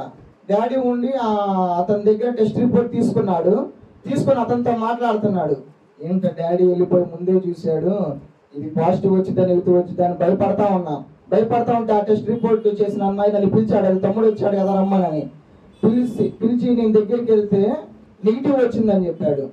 అసలు నా జీవితంలో అది ఎంత గొప్పదంటే, కేవలం నేను ఒక నెల నిష్ఠగా దేవునికి పూర్తిగా నిష్ఠగా ఉంటే ఎవరు మానిపించలేని రోగాన్ని దేవుడు నా పట్ల ఒక నెలలో ఆ ఫైలేరియా అనే ఆ వామ్ని దేవుడు లోపలే చనిపోయేలాగా చేశాడు. అటువంటి గొప్ప కార్యం. అదే ఆ ఫైలేరియాలో మన శరీరంలో ఉంటే ఏదో ఒక భాగం కాలు కానీ చేతులు ఏదో బాగా లావు అయిపోయింది, దాన్ని ఎవ్వరూ తగ్గించలేరు. కానీ దేవుడు నా జీవితంలో చేసిన అద్భుత కార్యం ఎంతో గొప్పది. అలానే మనం ఎన్నో సమస్యలు మన జీవితంలో ఆరోగ్య సమస్యలు ఎదుర్కొంటానే ఉంటాం. వాటి నుంచి మనకి పూర్తిగా స్వస్థత కావాలనుకుంటే దేవునికి నిష్ఠగా ఉండి మనం ప్రార్థన చేస్తే ఖచ్చితంగా ఏదైనా చేయగలడు. కేవలం నేను ఒక నెల, ఈ నెల నాకు ఇట్లా ఫైలేరియా ఉందని తెలిసిన తర్వాత నుంచి ఒక నెల దేవునికి నేను బాగా నిష్ఠగా ఉంటే ఒక నెలలోనే దేవుడు నా జీవితంలో గొప్ప కార్యం చేశాడు. అటువంటిది మీ జీవితంలో ఎందుకు చేయలేడు? దేవుడు ఖచ్చితంగా చేయగలడు. ఒక నెల ఉంటే నాకు ఎంత చేశాడు. అదే జీవితాంతం నేను దేవుని విషయంలో నిష్ఠగా ఉంటే ఇంకా నేను ఎన్నో గొప్ప కార్యాలు చూడగలనని నేను అనుకొని ఈ రోజు నుంచి ఇంకా దేవునికి బాగా నిష్ఠగా ఉందామని ప్రయత్నిస్తున్నాను. ఈ రోజు నుంచి మీరు కూడా మీ జీవితంలో ఏదైనా ఆరోగ్య సమస్యలు ఉంటే దేవునికి బాగా నిష్ఠగా ఉండి కేవలం దేవుని మీద ఆధారపడి దేవునితోనే ఉండి ట్రై చేయండి. ఖచ్చితంగా మీకు తర్వాత దేవుడు ఒక గొప్ప అద్భుత కార్యాన్ని చేస్తాడు. ఇందాకలన్నా చెప్పేటప్పుడు స్వస్థతలు చెప్పాడు. ఏమని? కుష్ఠరోగం ఉన్న వాళ్ళని 12 సంవత్సరాల నుంచి కుష్ఠరోగం రక్తస్రావం గల వాళ్ళు ఉన్నారు. అటువంటి వారిని దేవుడు స్వస్థపరిచాడు. నా విషయంలో కూడా దేవుడు ఎప్పుడో యాక్చువల్లీ నేను డాక్టర్కి చెప్పడం అది చాలా లేట్ అయిపోయింది. ఎప్పుడో నాకు గవర్నమెంట్లో ఇప్పుడు జనవరిలో ఆ టైంలో వచ్చింది. నేను సంవత్సరం చివరిలో డాక్టర్కి చెప్పుకున్నాను. అయితే ఆ డాక్టర్ కూడా మీరు చాలా లేట్ చేశారయ్యా అన్నారు. కానీ నేను దేవుడికి ప్రార్థన చేసుకుంటానే ఉన్నాను. ఎందుకంటే మనల్ని కలుగు చేసిన వాడెవరు? దేవుడు. మనలో ఉన్న లోట్లు కానీ మనలో ఉన్న ఆరోగ్య సమస్యలు కానీ దేవుడికి తెలియకుండా ఉంటాయా? కానీ మనం అవి దేవునికి చెప్పుకున్నప్పుడే వాటి నుంచి మనం స్వస్థ పొందగలం. మనం ఏం చేస్తాం? అవి దేవునికి చెప్పుకో. మనం ఎవరి మీద ఆధారపడతాం? మనుషుల మీదే ఆధారపడతాం. ఫలానా రోగం ఉండి డాక్టర్ ఒక కోర్స్ ఇస్తాడు, మీరు ఇది రెగ్యులర్ గా టైం తప్పకుండా వాడాలని. అటువంటి మందుల్ని మనం ఎట్లా వాడతాము? భయపడతా చాలా జాగ్రత్తగా, అమ్మో ఈ రోజు వేసుకోకపోతే ఏమైద్దో అనే భయంతో మనం వాడతాము. అదే దేవుని వాక్యాన్ని మనం డాక్టర్ ఎలా అయితే మనకి మెడిసిన్ ఇస్తాడో దాన్ని మనం క్రమం తప్పకుండా వాడతాము. అలానే దేవుని వాక్యాన్ని కూడా మనం క్రమం తప్పకుండా చదివితే మన జీవితంలో గొప్ప కార్యాలు జరుగుతాయి. ఇటువంటి స్వస్థతలు ఇంకా ఎన్నో జరుగుతాయి. మనం ఆ టాబ్లెట్లు టయానికి వేసుకోవడమే కాదు, దేవుని యొక్క వాక్యాన్ని కూడా టయానికి చదువుకుంటా ఉంటే మన జీవితంలో ఎన్నో అద్భుత కార్యాలు చూస్తామండి. నా జీవితంలో ఇది ఒక గొప్ప అద్భుతమే. ఎందుకంటే నేనే ఈ స్థాయిలో ఉండి నేను వాక్యాన్ని బోధించేవాడిని. అటువంటి బోధకుడికి రోగం వస్తే మీరేమనుకుంటారు? అవునా కాదా? వాడికే స్వస్థత లేదు, ఇంకా దేవుడు మాకేం స్వస్థత ఇస్తాడు అనుకుంటారు. ఈ రోజు నా సాక్ష్యం అనేది మీకు ఒక ఎగ్జాంపుల్ గా ఉండాలి. దేవుడు మా జీవితంలో కూడా ఇట్లాంటి ఎన్నో చేయగలడని ఒక ఎగ్జాంపుల్ గా ఉండాలి, ఒక లైవ్ ఎగ్జాంపుల్ నేను. ఎందుకంటే అంతకుముందు వరకు దేవుడికి జస్ట్ 50% భక్తితోనే నేను ఉండేవాడిని. ఒక నెల ఆయన మీద పూర్తిగా అనుకుంటే నాకు ఏ విధమైన స్వస్థత వచ్చిందో అదే స్వస్థత మీకు కూడా వచ్చింది. మనం శ్రీనివాసరావు అంకుల్ని చూస్తూనే ఉంటాం. మీరు కూడా అంకుల్ దేవుని మీద పూర్తిగా అనుకుంటే మీకు కూడా గొప్ప స్వస్థత వచ్చిందని నేను అనుకున్నాను. అంకుల్ మీరు కూడా ఇట్లా సాక్ష్యం చెప్పగలరు. మీ సాక్ష్యం వల్ల కూడా ఎంతో మంది మారతారు. నేను ఈ సాక్ష్యాన్ని లైవ్ లో చెప్పడానికి కారణం ఏంటంటే ఎంతో మంది నా సాక్ష్యాన్ని వినాలి, దానివల్ల ఎంతో మంది పూర్తిగా దేవుని మీద ఆనుకోవాలి, వాళ్ళకి కూడా వాళ్ళ జీవితాల్లో ఇటువంటి ఎన్నో కార్యాలు చూడాలి, వాళ్ళు కూడా సాక్షిగా నిలబడాలని నేను ప్రార్థన చేసుకున్నాను. అదే విధంగా సాక్ష్యాన్ని కూడా చెప్పుకుంటున్నాను. అయితే ఇది నేను ఎందుకు లైవ్ లో చెప్తున్నానంటే ఒక చూడండి, మత్తయి సువార్త 8వ అధ్యాయం చదవండి, మొదటి 4 వచనాలు. ఇది కూడా నేను రెఫరెన్స్ గా చూపించడానికి కారణం ఏంటంటే మన గ్లోరీ వదిన గారు ఎన్నో సాక్ష్యాలు చెప్తా ఉంటారు. దేవుడు గ్లోరీ వదినకి వాక్యం ద్వారా చూపిస్తారంట. నేను కూడా ప్రార్థన చేసేవాడిని, ఇట్లా చూపిస్తారంట కదా దేవుడు. ఏసయ్య మీరు నాకు కూడా మీరు రెఫరెన్స్ ద్వారా నాకు చూపించండి అని నేను గట్టిగా ప్రార్థన చేసుకున్నాను. గట్టిగా ప్రార్థన చేసుకుంటేనే నాకు కనపడింది ఇది. ఒకసారి చదవండి. దిగి వచ్చినప్పుడు వెంబడించెను. ఇదిగో కుష్ఠరోగి వచ్చి ఆయనకు మ్రొక్కి, ప్రభువా అందుకు ఆయన చేయి చాపి వాని ముట్టి నాకు ఇష్టమే, నీవు శుద్ధుడవు కమ్మని చెప్పగా తక్షణమే శుద్ధి ఆయను. అప్పుడు యేసు ఏమీ చెప్పకు సుమి, కానీ నీవు వెళ్ళి వారికి సాక్షార్థమై కనపరుచుకొని సమర్పించమని వారితో చెప్పాను. ఇక్కడ ఏం చెప్తున్నాడు యేసు ప్రభువానికి? నువ్వు ఎవరితో ఏం చెప్పమాకు అంటే మనం బయట చెప్పుకుంటా ఉంటాం, అట్లా ఏం చెప్పమాకు, కానీ ఏం చేయమన్నాడు? నీవు వెళ్ళి వారికి సాక్షార్థమై అంటే ఎదుటి వారికి అందరికి సాక్షిగా నువ్వు నిలవాలని నీ దేహాన్ని యాజకునికి చూపించుకోమన్నాడు. ఈ రోజు నేను అట్లా నేను మీకు చూపించుకుంటున్నాను. ఎందుకంటే నా జీవితంలో జరిగిన ఆ గొప్ప కార్యాన్ని నేను మీకు చూపించుకోవాలి. దేవుడు నాకు ఇట్లా చెప్పాడు, నువ్వు అందరి ముందు ఇట్లా చెప్పుకోవాలని. కాబట్టి నేను నా సాక్ష్యాన్ని మీ అందరికీ లైవ్ లో చెప్పుకున్నాను. ఎందుకంటే లైవ్ లో చూసే వాళ్ళు కూడా వినాలి, అలానే మీరు కూడా తెలుసుకోవాలనే ఒక ఉద్దేశంతో. ఇదండి నా జీవితంలో దేవుడు చేసిన గొప్ప సాక్ష్యం అండి. అలానే మనం ఒక చిన్న వాక్యాన్ని చూసుకుందాము. దావీదు రాసిన కీర్తనలు 23వ అధ్యాయము. 23వ అధ్యాయము మొత్తం మనకి అందరికి ఇది నోటెడే, కంఠస్థ వాక్యంలాగా చిన్నప్పటి నుంచి ప్రతి ఒక్కరికి నోటికి వచ్చినది. ఏంటంటే, యెహోవా నా కాపరి, నాకు లేమి కలగదు, పచ్చిక గల చోట్లను ఆయన నన్ను పరుండజేయుచున్నాడు, శాంతికరమైన జలముల యొద్ద నన్ను నడిపించుచున్నాడు, నా ప్రాణములకు ఆయన సేద తీర్చుచున్నాడు, తన నామమును బట్టి నీతి మార్గములో నన్ను నడిపించుచున్నాడు, గాఢాంధకారపు లోయల్లో నేను సంచరించినను ఏ అపాయములకు భయపడను, నీవు నాకు తోడయుందువు, నీ దుడ్డు కర్రయు నీ దండము నన్ను ఆదరించును, నా శత్రువుల ఎదుట నీవు నాకు భోజనము సిద్ధపరచుదువు, నూనెతో నా తలాంటి ఉన్నావు, నా గిన్నె నిండి పొర్లుచున్నది, నేను బ్రతుకు దినములన్నీ కృపాక్షేమములే నా వెంట వచ్చును, చిరకాలం యెహోవా మందిరములో నేను నివాసము చేసేదను. ఎందుకని ఈ వాక్యం అంటే, యెహోవా ఎవరు కాపరంట? యెహోవా నా కాపరి. దేవుడు ఒక యేసు ప్రభు గొప్ప గొర్రెల కాపరి కదా, మనల్ని అందరినీ బాగా కాచుకుంటా జాగ్రత్తగా చూసుకుంటా ఉన్నాడు. ఈ మాటలు ఎవరు చెప్తున్నారండి? దావీదు మహారాజు గారు. నిజంగా ఈ మాటలు దావీదు మహారాజు కాకపోతే ఇంకెవరు చెప్పలేరు. ఎందుకంటే ఒక గొర్రెల కాపరి స్థాయి నుంచి, ఏదో ఒక మారుమూల గ్రామంలో ఎక్కడ పడితే అక్కడ గొర్రెలు మేపుకునే స్థాయి నుంచి ఒక రాజ్యానికి గొప్ప రాజుగా దేవుడు నియమించాడు. దేవుడు అతన్ని గొప్ప రాజుగా చేశాడు. దావీదు గారు అంటే అందరికీ తెలుసు, ఆయన గురించి ఎంతో గొప్పగా చెప్పుకుంటాం. అటువంటి గొర్రెలు కాచుకునే స్థాయి నుంచి రాజు స్థాయిలో దేవుడు నిలబెట్టాడు దావీదు గారిని. గొర్రెలు కాచుకున్నప్పుడు ఎన్నో ఆటంకాలు ఎదుర్కొనే ఉంటారు. మన జీవితంలో కూడా మనం ఎన్నో ఆటంకాలని ఎదుర్కొంటూ ఉంటాం. దేవుడు ఏమంటాడంటే, యోహాను సువార్త 10వ అధ్యాయం తెచ్చినట్లయితే,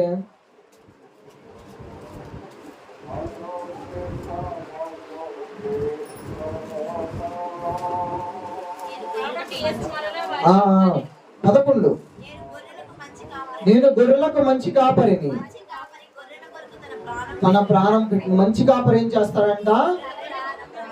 యేసు ప్రభు వారు ఎవరంట? గొర్రెలకు మంచి కాపరి అంట. అంటే మనకి దేవుడు మంచి కాపరి.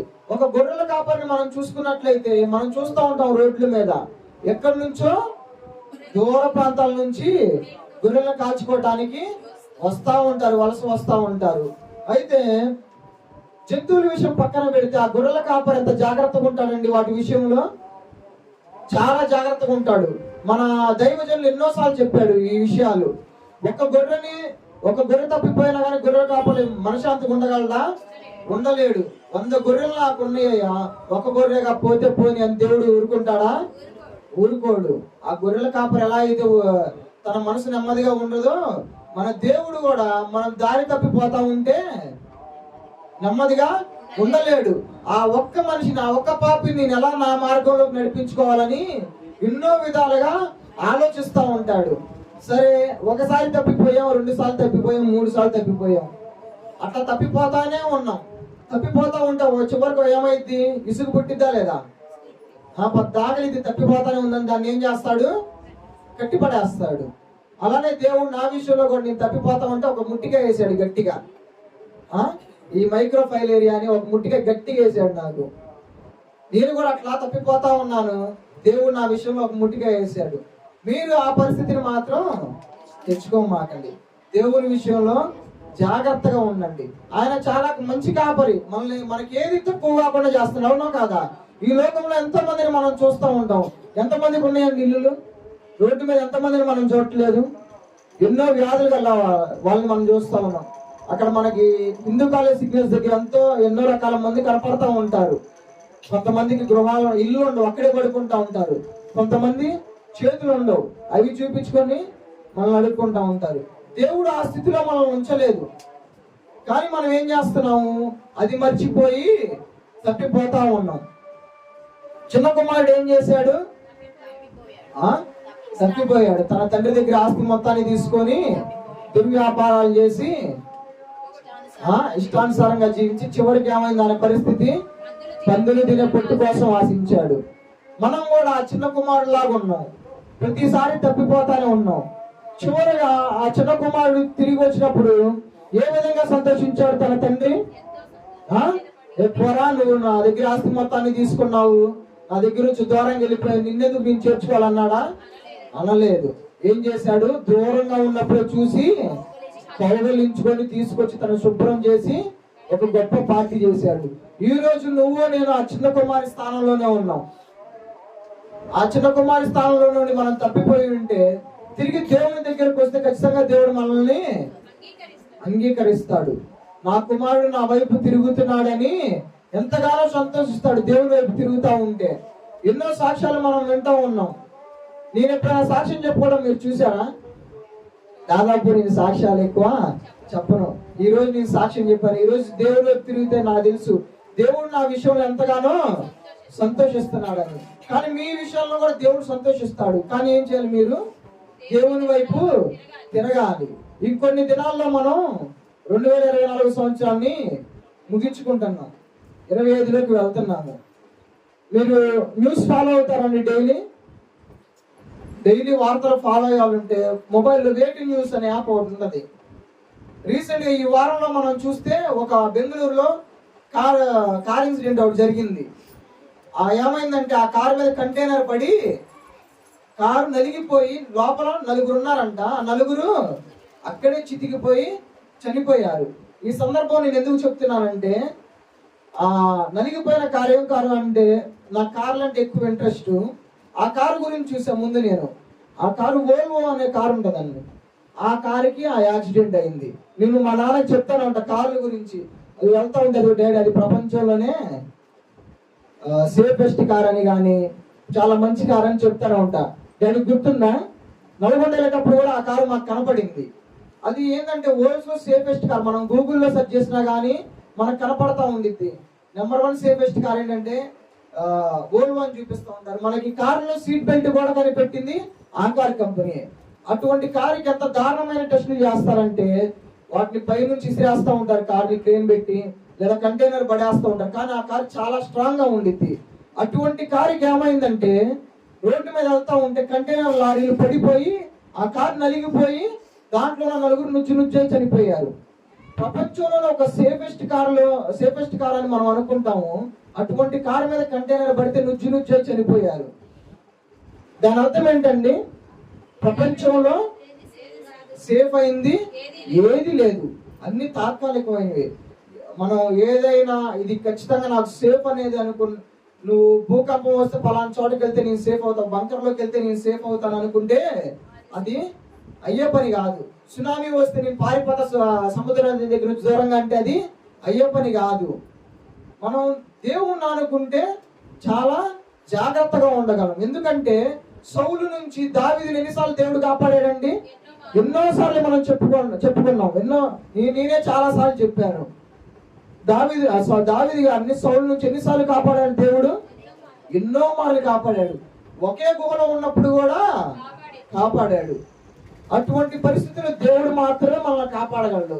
ఈ వరల్డ్ లో సేఫెస్ట్ కారు కానీ లేదా ఏదైనా మనం సేఫ్ మన గృహం మనం సేఫ్ అనుకుంటామా? అది కూడా సేఫ్ కాదు. ఈ ప్రపంచంలో ఏది సేఫ్ గా ఉండదు. ఏది సేఫెస్ట్ ప్లేస్ అంటే తెలుసా? దేవుని యొక్క ఆశ్రయమే మనకి సేఫెస్ట్. దేవుని యొక్క రెక్కల కింద మనం ఉన్నామంటే అంతకు మించిన సేఫ్ ప్లేస్ ప్రపంచంలో ఏది ఉండదు. ఫర్ ఎగ్జాంపుల్ మీకు ఆ న్యూస్ నేను గ్రూప్ లో పోస్ట్ చేస్తానండి. మీరు కూడా, మనకి ఇప్పుడు అందరికి నాలెడ్జ్ ఉందిగా, గూగుల్ నాలెడ్జ్ ఉంది అందరికి, సెర్చ్ చేయండి ప్రపంచంలో సేఫెస్ట్ కార్ ఏంటి అంటే నీకులన్నా ఏదన్నా గూగుల్లోనే కదా. అటువంటి కార్యం నుచ్చు అయిపోయి దాంట్లో ఉన్న ఎవరు బ్రతకలేదంటే ఇంకా మనల్ని ఎవరు కాపాడగలరు? మనల్ని ఏది కాపాడగలదు? దేవుడు తప్ప మనల్ని ఎవరూ కాపాడలేరు. ఈ రోజు నేను చెప్పదలుచుకున్నది ఏంటంటే, ఒక ఆరోగ్య విషయంలో నాదే గొప్ప సాక్ష్యం.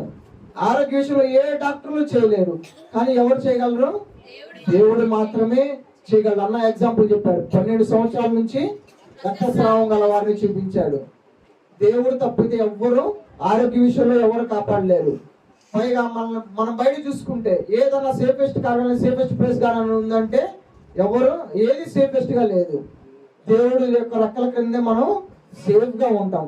ఈ రోజు నుంచి ఏం చేద్దామంటే దేవుడి మీద పూర్తిగా అనుకుందాం, దేవుడి మీద పూర్తిగా ఆధారపడదాం. దేవుణ్ణి మించిన సేఫెస్ట్ ప్లేస్ ఏది లేదు. దేవుణ్ణి మించిన పరమ డాక్టర్ ఎవ్వరు లేరు. నిన్ను కలుగు చేసిన వాడు ఎవరండి? దేవుడు. నిన్ను కలుగు చేసిన దేవుడికి నీలో ఉన్న రోగాలను తీసేయడం పెద్ద లెక్కేం కాదు. దేవుడు తలుచుకుంటే ఏదైనా చేయగలడు, ఎంత అద్భుత కార్యాలైనా చేయగలడు. నువ్వు చేయాల్సింది ఏంటి? దేవుని దగ్గరికి రావటం. ఒక రోగం మనకు వచ్చిందంటే మనం భయపడతా డాక్టర్ దగ్గరికి వెళ్తాను కానీ అదే భయంతో దేవుని దగ్గరికి వస్తున్నావా? రావట్లేదు. దేవుని దగ్గరికి రావాలి. ముందు మనం దేవుని దగ్గర మనం మొరపెట్టుకోవాలి. అపోస్తుల కార్యం చూసినట్టయితే ఒకసారి చూడండి, అపోస్తుల కార్యములు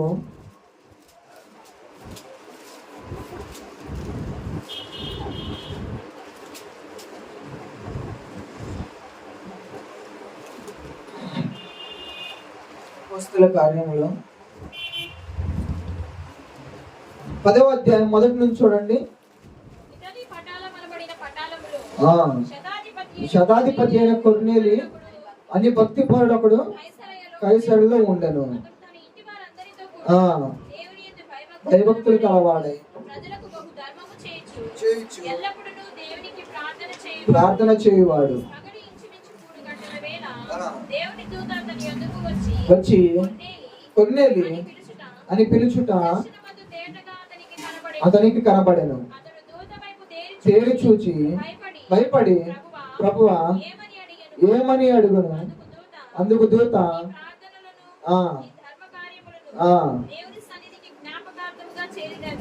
చేరినది.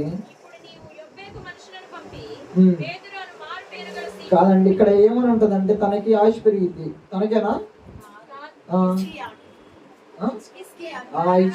మరణకరమైన రోగం. అవును, మరణకరమైన రోగం ఉన్నప్పుడు ఒకసారి తెరవండి. ఒకసారి ఎవరైనా దాన్ని చదవండి, తెలిసి రెఫరెన్స్ చెప్తారా? చదవండి ఒకసారి. కలుగగా ఆమోజు కుమారుడును వచ్చి మరణమవుచున్నాము, బ్రతుకవు గనుక చక్కబెట్టుకోమని చెప్పగా గోడ తట్టు తిప్పుకొని యెహోవా యథార్థ హృదయుడనై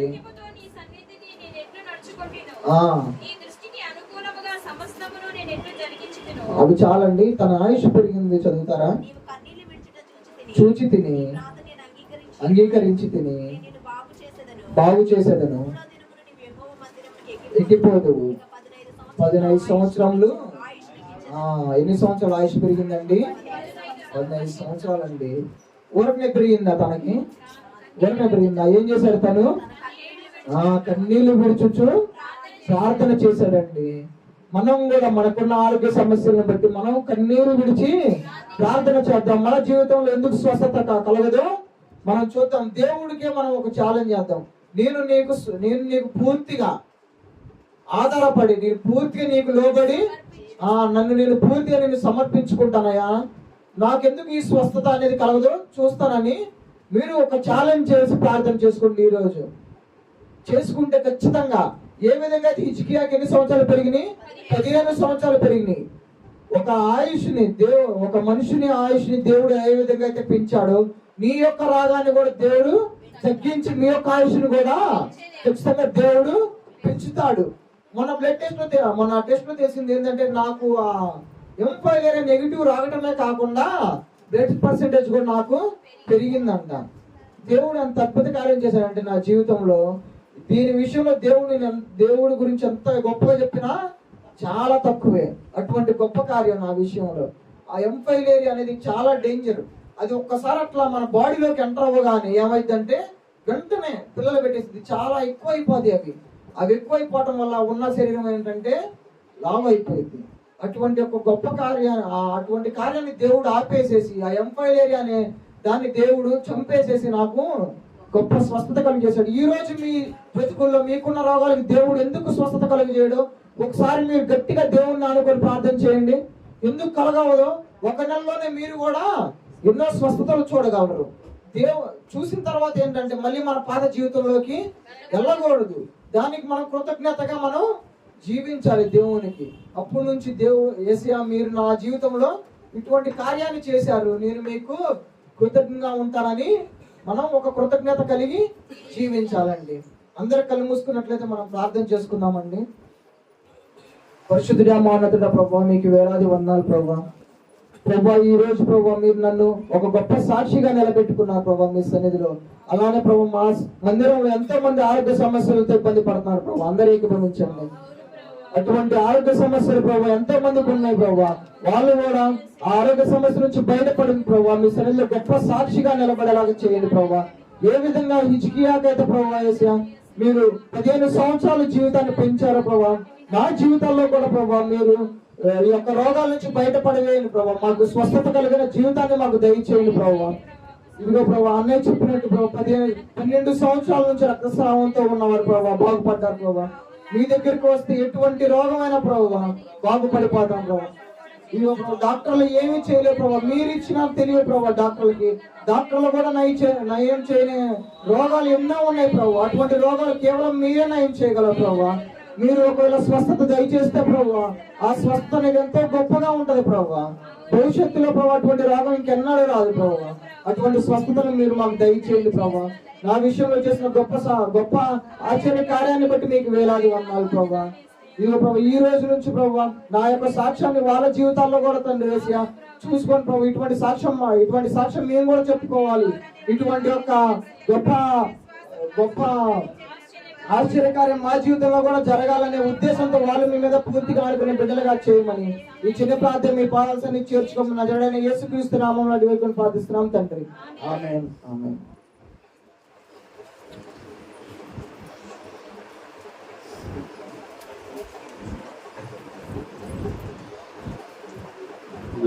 మంచి వర్తమానం అందించి మంచి సాక్ష్యం చెప్పిన వెల్లనేశ్వరంతి గారికి వందనాలు తెలియజేసుకుంటున్నానండి. ప్రతి ఒక్కరికి ఉంటుంది, ప్రతి ఒక్కరి జీవితంలో ఎన్నో దేవుడు అద్భుతాలు ఆశ్చర్యకరాలు జరిగిస్తాడు. ప్రతి ఒక్కరు మేలు పొందిన వారు మనం కూడా. చిన్న పాట ఒకటి పాడి మన దాసులు కొంచెం ఆలస్యం కనుక అన్నగారికి ఇవ్వమని చెప్పారు. చిన్న పల్లవి ఒకటి పాడిన తర్వాత మన అన్నగారికి ఇద్దాం. పరమాజీవము నాకు నీవా తిరిగి లేచిన నాతను కలిసి పాడతాం పల్లవి బట్టి. పరమా జీవము నాకు నీవా తిరిగి లేచెను నాతోనుగా. పరమా జీవము నాకు నీవా తిరిగి లేచెను నాతోనుగా. నిరంతరము నన్ను నడిపించును మరలా వచ్చి తీసుకొని పోవును.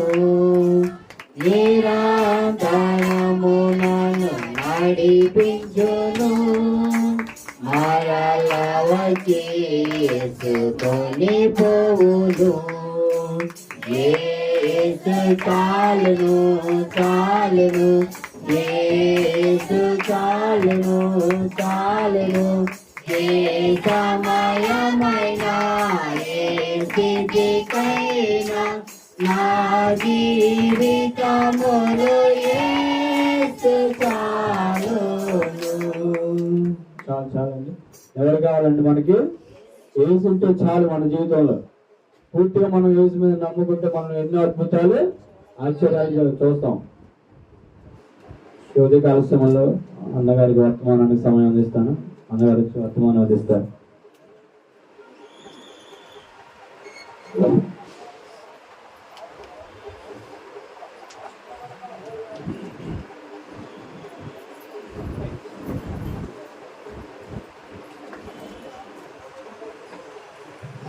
దేవుడు నామానికి స్తోత్రం కలుగుగాక. పిల్లలు ఇంతవరకు మంచి వర్తమానము సాక్ష్యం మనం విన్నాం. దీన్ని బట్టి దేవుడికి వందనాలు. అలాగే మన మధ్యలో కృతజ్ఞత కూడిక ఉంది. అలాగే కొంచెం వర్తమానం కృతజ్ఞత కూడా కలిపి చెప్తాను. ఎందుకంటే ఆవేలు గారు, రేచర్ల గారు వారి యొక్క కృతజ్ఞత కూడిక, ఎందుకంటే వారు దేవుడు చేసిన కార్యాలను బట్టి వారి కుటుంబంలో వారి పట్ల చేసిన గొప్ప కార్యాలను బట్టి దేవుడికి వందనాలు. అలాగే ఈ యొక్క ఉదయకాల సమయంలో దేవుడు కొన్ని విషయాలు తెలియజేసిన విధానాన్ని బట్టి దేవుడికి వందనాలు. ఎందుకంటే దేవుడి మీద ఆనుకొని జీవించాలి. జీవితాలు మన యొక్క జీవితం ఏర్పడ్డాలి. ఎందుకంటే దేవుడు ఏర్పాటు చేసుకున్నాడు. ప్రతి ఒక్క మన యొక్క మనిషిని ఏర్పాటు చేసినవాడు ఆయనకు తెలుసు. ఎందుకంటే ఆయన పోలికగా ఏర్పాటు చేసుకున్నవాడు. మానవుడు అనేవారు దేవుడు ఏర్పాటు, మన పోలికగా మనము చేసుకున్నాము అన్నాడు ఆది కాలంలో. అలాగే ఎందుకంటే ఆయన పిల్లలైన వారు ఆయనే జరిగిస్తాడు ఏది చేయాలైనా, అవునా కదా. ఒక స్కానింగ్ అయితే ఏ విధంగా మనలో ఉన్న రోగాన్ని ఏ విధంగా తెలియజేస్తుందో దేవుడు కూడా దేవుడికి తెలుసు. నీలో ఉన్నది ప్రతిదీ దేవుడికి తెలుస్తుంది. ఎందుకంటే ఆయన ఏర్పాటు చేసుకున్న ఈ యొక్క రూపం, ఈ యొక్క మానవ రూపం ఆయన ఏర్పాటు చేసుకున్నాడు. ఆయన ఏర్పాటు చేసుకుంది ఆయనకు తెలుసు. ఎక్కడ ఏముందో ఆయన తీసివేయగలిగిన శక్తిమంతుడు ఆయన. ఎందుకంటే ఆయన మన పిల్లల్ని అయితే మనం ఏ విధంగా ఆదరిస్తాము, ప్రేమిస్తాము, ఏ విధంగా వారికి కావాల్సింది ఇస్తాము, ఆయన కూడా మనల్ని కూడా ప్రేమించి మనకున్నది ప్రతిదీ. అందుకోసం తప్పిపోయేటప్పుడు ఆయన కొడతా ఉంటాడు దెబ్బ. ఎందుకు శ్రమలు, కష్టాలు, బాధలు, వేదనలు? ఎందుకంటే యోగు గారు ఎంత ఉన్నవాడండి, గొప్పవాడు, ఆయన కొదవంటూ లేదు. కానీ దుష్టుడే ఆయన మీద కన్ను పెట్టాడు. నువ్వు ఇంత నమ్మకంగా ఉంటావా, ఇంత దేవుడికి ఇష్టంగా ఉంటావా, నీ పని ఏందో నేను చేస్తాను చూద్దామని చెప్పి దేవుడి దగ్గర పర్మిషన్ తీసుకున్నాడు ఆయన దగ్గరికి వెళ్ళాలంటే. కాబట్టి మనం కూడా మన యొక్క ఆయన పిల్లలైన మనం తప్పిపోయేటప్పుడు దేవుడు సరి చేయడానికి మలపడానికి ఏం చేస్తాడు, కొన్ని కష్టాలు, శ్రమలు, బాధలు వస్తూ ఉంటాయి.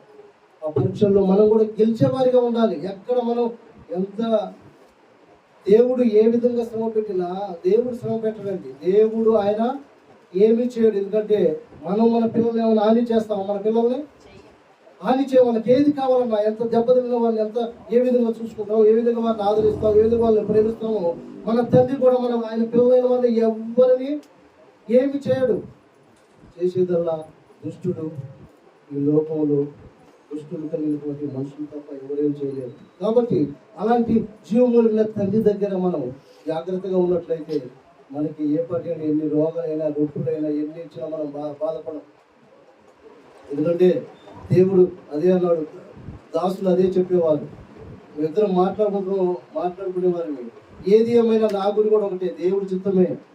దేవుడి చిత్తం అయితే ఉంచుతాడు. దేవుడు ఒక గురి కలిగి ఉండాలండి. ఇప్పుడు మంచి శ్రమ వచ్చింది, బాధ వచ్చింది, ఏం చేస్తాం? ఒకటే గురి, తల్లిని ఇష్టమైతే ఉంచు, భూలోకంలో తీసుకెళ్ళాను అని అంటాను. నేను కూడా అదే అంటాను.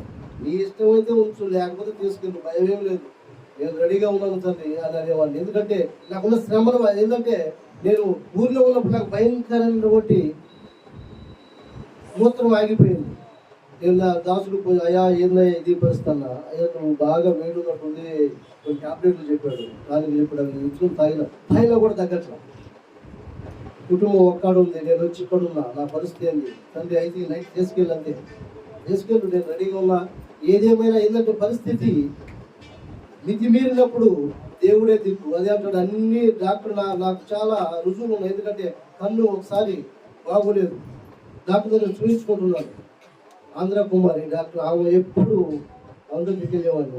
నీకు అన్ని వచ్చినా కూడా ఎందుకు ఈ బాధ తగ్గట్లేదు, దేవుడి చిత్తం అయ్యా, నేను అన్నీ చేశాను, ఇక దేవుడే చేయాలన్నా, దేవుడే చేస్తాను, దేవుడే చేశాడు. ఎందుకంటే ఎప్పుడు గురి మనకి ఎన్ని వచ్చినా, ఏది వచ్చినా దేవుడు ఎటు చూడాలి. దేవుడైన పిల్లలు మనల్ని దేవుడు కనుక, అయ్యా నువ్వే స్వస్థపరిచేవాడు, నువ్వే ఆదరించేవాడు, నువ్వే జరిగించేవాడు, నువ్వు తప్ప ఈ లోకం లేదు. అన్నీ చేశాను, అన్నీ చూశాను.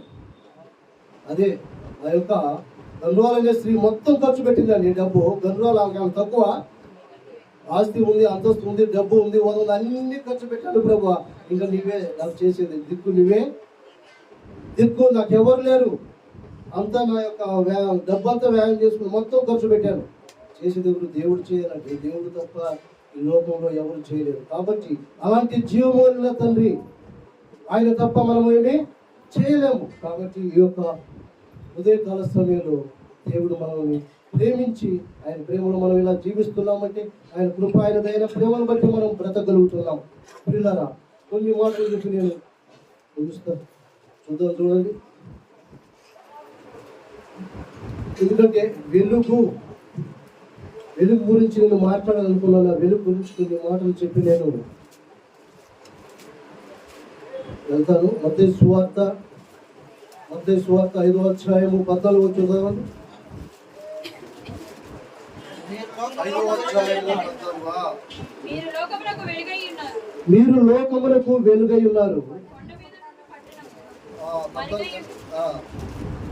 ఎవరు? మీరు లోకములకు వెలుగై ఉన్నారు.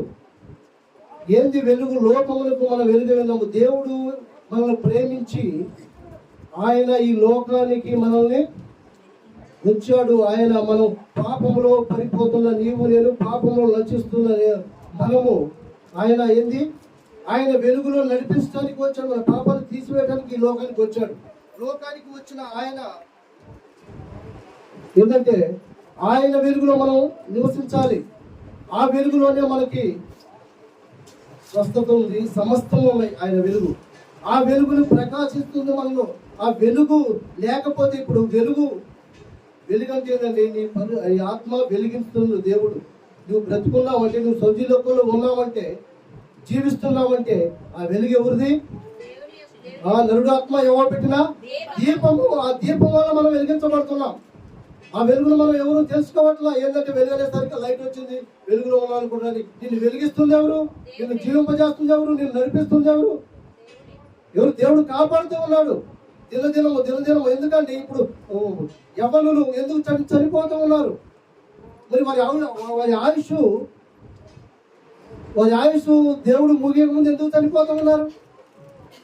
దేవుడు చిత్తమైంది. ఎందుకంటే నీవు దేవుడి మాట వింటే, దేవుడికి లోబడితే, దేవుడి ఇష్టాన్ని తెలుసుకుంటే, నీ యవ్వన కాలంలో ఎందుకు నువ్వు మరణిస్తున్నావు?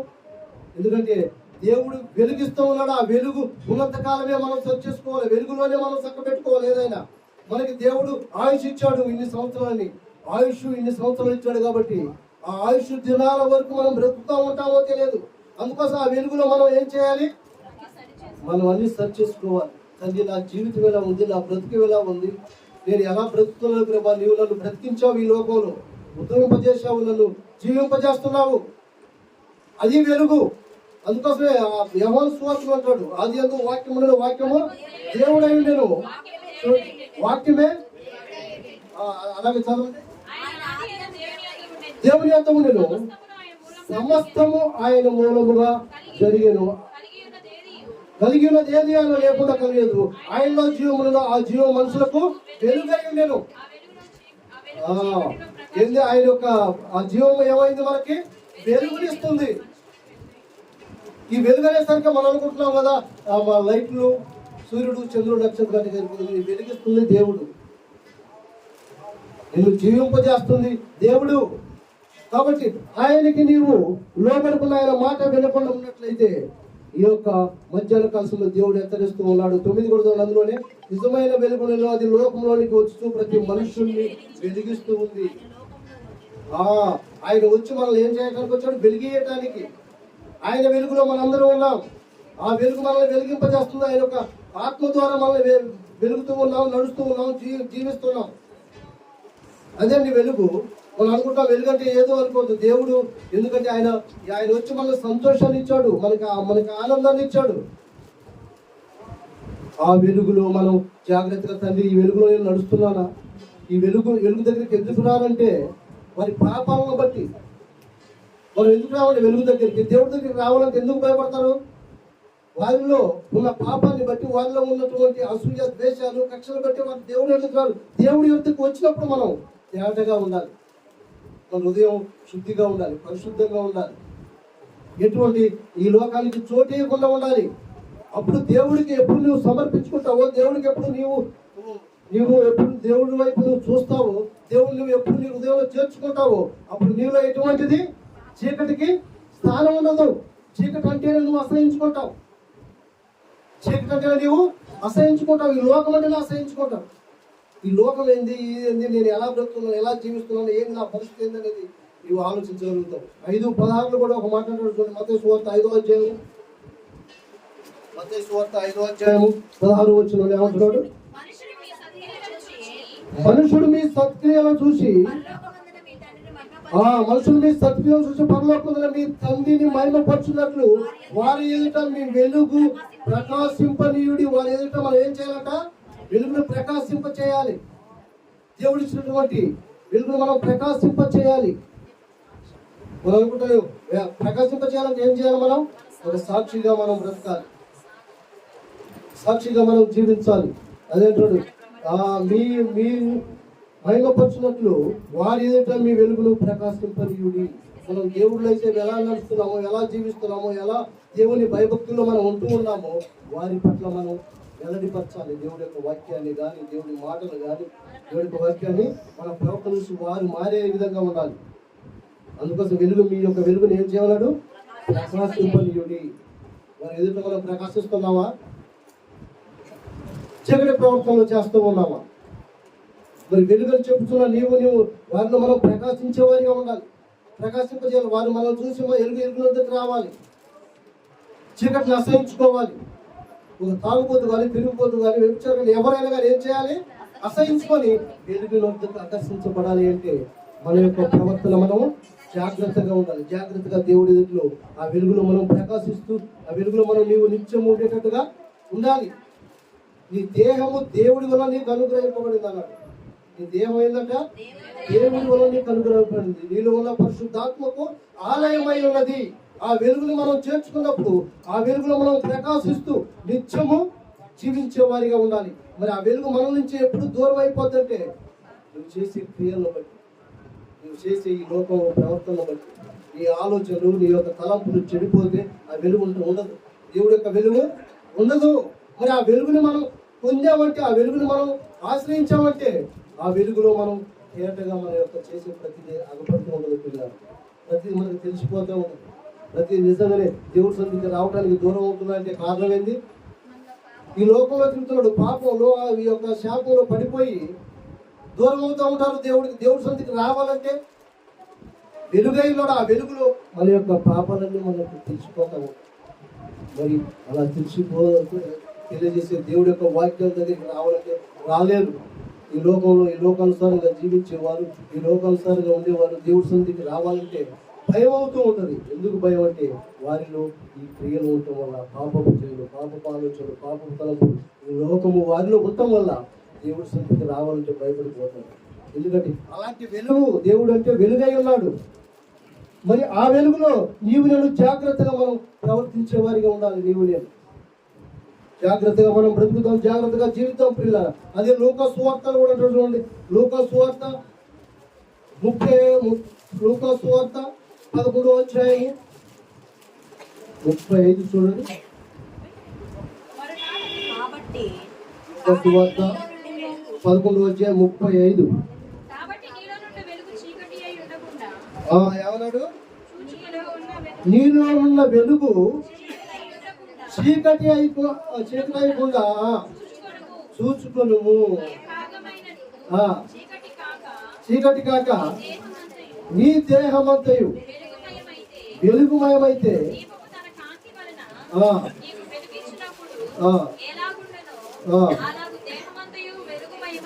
అలాగూ దేహమంతయు వెలుగుమయమై ఉంటుందంట.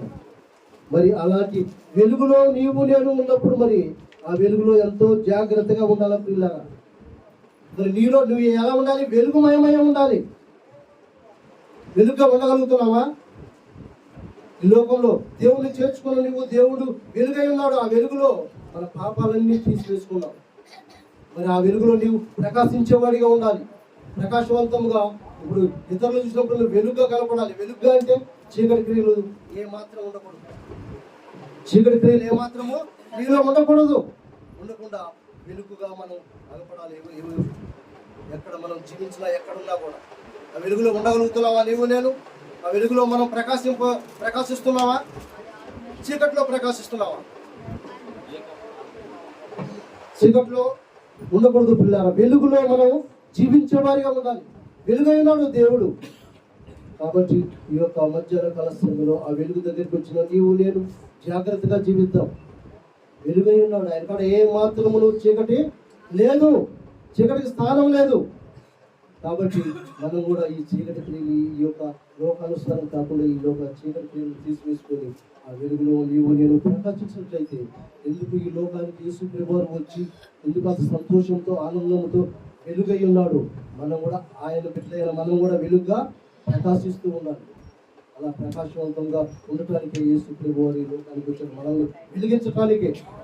ఆ వెలుగై ఉన్న నీవు నేను ఈ లోకానికి ఒక వెలుగుగా ఉంటూ ఈ లోకంలో ప్రతి ఒక్కరిని మారుస్తూ ప్రతి ఒక్కరిని సరైన మార్గంలో నడిపిస్తూ సరైనటువంటి జీవితం జీవించాలని దేవుడు కోరుకుంటూ ఉన్నాడు. చీకటి క్రియలో మనలో ఏ మాత్రం ఉండదు. వెలుగై ఉన్న నీవు చీకటికి మరలా ఏ మాత్రం స్థానం ఇవ్వకూడదు. యోహాను సువార్తలు అంటుంది, యోహాను సువార్త 3వ అధ్యాయం 19వ వచనంలో ఏమంటున్నాడు? యోహాను సువార్త 3వ అధ్యాయము 19వ వచనం, అనగా వెలుగు లోకంలోనికి వచ్చిన గాని తమ క్రియలు చెడ్డవైనందున మనుషుడు వెలుగును ప్రేమింపక చీకటినే ప్రేమిస్తున్నాడు. మనం వెలుగుని ప్రేమించం. వెలుగు దగ్గరికి మనం రావాలంటేనే భయపడిపోతాం. ఎందుకంటే ఈ పాప క్రియలు, ఈ క్రియలు ఉన్నప్పుడు మనం వెలుగులో మనం ఉండలేము, నిలవలేము. దేవుడు ఎందుకంటే వెలుగై ఉన్నాడు, వెలుగును ప్రేమింపక చీకటినే ప్రేమిస్తున్నాం. చీకటే మనకిష్టం. ఏమండి? ఈ లోకానుసారముగా చీకటినే ప్రేమిస్తాం, కానీ చీకటి క్రియలో మనం ఉండకూడదు. ఎందుకంటే దేవుడి పిల్లలైన మనం ఆయన వెలుగై ఉన్నాడు, మనం కూడా వెలుగుగా తేజోమయంగా ఉండాలి. తేజోమయంగా ఉండాలంటే నీలో చీకటి క్రియలు ఉండకూడదు. ఆ చీకటి క్రియలను మనం అసహించుకుంటూ ఈ లోకంలో ఎప్పుడైనా మనకి ఎప్పుడు ఈ లోకంలో ఏముంది? మంచి ఉంది, చెడు ఉంది. చెడులో జీవిస్తూ, చెడులో నడుస్తూ, చెడులో ఉంటూ వారి క్రియలు మనకి అంటకుండా మనం జాగ్రత్తగా మనం జీవించాలి. సరైన భక్తి చేయాలి, సరిగా నడవాలి. అలా నడిచినప్పుడే మనం దేవుడికి ఇష్టంగా ఉంటాం, వెలుగుగా పెంచబడతాం. వెలుగుగాడికి రావాలంటేనే ఆ చీకటి క్రియలు చేసేవారు భయపడిపోతారు. ఇప్పుడు నీ దగ్గరికి నేను వచ్చి మాట్లాడాలంటే నాలో ఏ పాపం ఉండకూడదు. దేవుడి దగ్గరికి వచ్చామంటే మనలో జాగ్రత్తగా మనం సేవించేవారిగా, ఆయన గణపరిచేవారిగా, మహిమ తెచ్చేవారిగా ఉండాలి. ఎక్కడ మన క్రియలు, ఎక్కడ నా క్రియల ద్వారా కానీ నా చూపు, నా యొక్క ఆలోచన, నా తలంపులు సమస్తం, ఎందుకంటే దేవుడు సమస్తము ఎరిగి ఉన్నవాడు. ఆయన నిన్ను స్కాన్ చేసేవాడు. నిన్ను స్కాన్ ఏ విధంగా మనకి ఈ లోకంలో చేస్తే మన యొక్క మనలో ఏది ఉందో మన హృదయంలో తెలియజేస్తూ ఉందో దేవుడు కూడా స్కాన్ చేస్తాడు వాక్యం ద్వారా. ఎబ్రీయులకు రాసిన పత్రిక 3వ అధ్యాయంలో చూడండి. ఎబ్రీయులకు రాసిన పత్రిక, ఎబ్రీయులకు రాసిన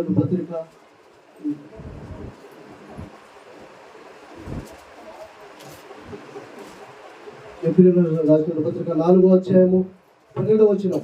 ఎందుకనగా దేవుని వాక్యము బలము గలదై రెండంచులు గల ఎటువంటి ఖడ్గము కంటెను వాడిగా ఉండి ప్రాణాత్మలలో కీలను మూలను విభజించినంత మటుకు దూరుచు హృదయముల యొక్క తలంపులను ఆలోచనలు శోధించుచున్నది. ఆయన దృష్టికి కనబడిన సృష్టం ఏదీ లేదు. మనం ఎవరికి లెక్క చెప్పవలసిందో ఆ దేవునికి కళ్ళకు సమస్తము అడుగు లేకుండా తేటగా చూస్తున్నవాడు. నిన్ను చూసినవా? ఆయన పరీక్షించేవాడు, నిన్ను పరిశీలన చేసేవాడు. నువ్వు ఎక్కడ దాగి ఉండలేవు. అందుకోసం నీ హృదయంలో ప్రతిదీ ఆయనకు తెలుసు, ప్రతిదీ ఆయన తెలిసి ఎరిగినవాడు. అందుకోసమే మనం అనుకుంటాము ఎక్కడ ఉందో ఈ లోకంలో స్కానింగ్ ఏ విధంగా తెలియజేస్తుందో దేవుడి యొక్క వాక్యం కూడా. ఎందుకంటే ఇది ఏర్పాటు చేసుకున్నవాడు. ఈ యొక్క అవయవాలన్నీ ఆయనకు తెలుసు. ఏదైనా పొదువుగా ఉందా? ఏది లేదు.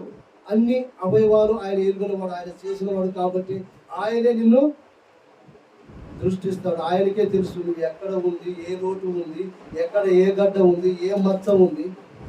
అనేది ఆయనే తెలుసుకున్నవాడు. ఎవరి లోకంలో మనిషి ఇప్పుడు డాక్టర్ కాడికి వెళ్తే డాక్టర్ ఏం చేస్తాడు? స్కానింగ్ అంటాడు, ఎక్స్రే అంటాడు, ఇవన్నీ చూస్తాడే తప్ప దేవుడి దగ్గర ఏ స్కానింగ్ ఏది లేదు. ఆయనకి నువ్వు లోబడ్డట్టయితే, నువ్వు ఆయన మాట విన్నట్టయితే, ఆయన ఇష్టానుసారంగా జీవించినట్లయితే ఆయనకి తెలుసు ఎక్కడ నీ హృదయంలో ఏ గడ్డ ఉందో, ఏ దేశం ఉందో, నీ పాప గడ్డలు ఏమున్నాయో ఆయనే చేయగలరే తప్ప ఈ లోకంలో ఎవరేమీ చేయలేరు. కాబట్టి ఆయన దగ్గరికి వచ్చినట్లయితే నిన్ను స్కానింగ్ చేస్తాడు. అదే స్కానింగ్ అంటారు, అదే దేవుడి యొక్క వాక్యమే. ఆ వెలుగు ద్వారా, ఆ వెలుగు దేవుడి యొక్క వెలుగు అన్నాడు. చీకటి ఏ మాత్రం లేదన్నా కూడా నీలో ఏ చీకటి ఉందో ఆ వెలుగులోకి వచ్చినట్లయితే నీ చీకటి క్రియలన్నీ వెళ్ళిపోతాయి. నీ చీకటి పాప జీవితం మొత్తం వెళ్ళిపోయి మరలా దేవుడు నీకు వెలుగునిస్తాడు.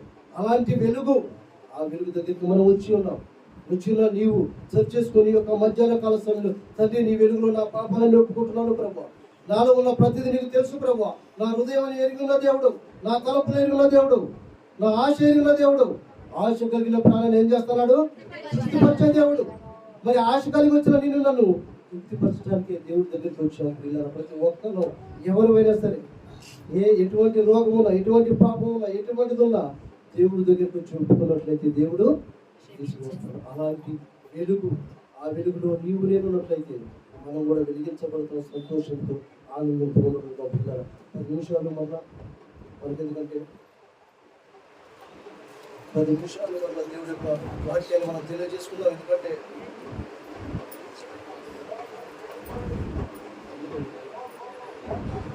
కూడిక ఉంది కాబట్టి కూడిక 10 నిమిషాల్లో ముగిస్తాను. పిల్లలు చూద్దాం, చూడండి.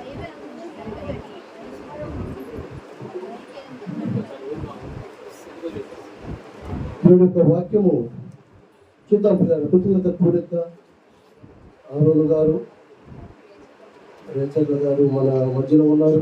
పిల్లరా, ఇద్దరు పిల్లవట్టుడుగా వారికి దేవుడు ఇచ్చినటువంటి వారి పట్ల చేసిన కార్యాలు ఎన్నో గొప్పవి, అవునా కాదా? అమ్మగారి ఆపరేషన్ విషయంలో కానీ, వారి ప్రయాణవంతులో కానీ, వారు ఉంటున్నటువంటి వారి యొక్క జీవితంలో దేవుడు వారి యొక్క, ఎందుకంటే ఆశను బట్టి వారికి ఎంత ఆశ ఉందో, ఎంత దేవుడు అంటే ప్రేమ ఉందో దేవుడు తీర్చేవాడు అన్నాడు. ఆశపడే ప్రాణాన్ని తృప్తిపరిచే దేవుడు మన దేవుడు, అవునా కాదా? ఆ ఆశను తీర్చడానికి వారు ఏర్పాటు చేసినటువంటి ఈ యొక్క కృతజ్ఞత కూడికగా, ఎందుకంటే దేవుడు నాకు చేసిన అనేక కార్యాలు, అద్భుత కార్యాలు, ఆశ్చర్య కార్యాలు మా పట్ల చేశాడని వారు ఈ యొక్క మధ్యాహ్న కాల సమయంలో కృతజ్ఞతగా వారు దేవుడు సృష్టించాలనుకున్నారు. కాబట్టి ఆ సృష్టించడానికి చూద్దాం పిల్లలు. లూకాసు వార్త ఒక మాట చూద్దాం. లూకాసు వార్త 7వ అధ్యాయము.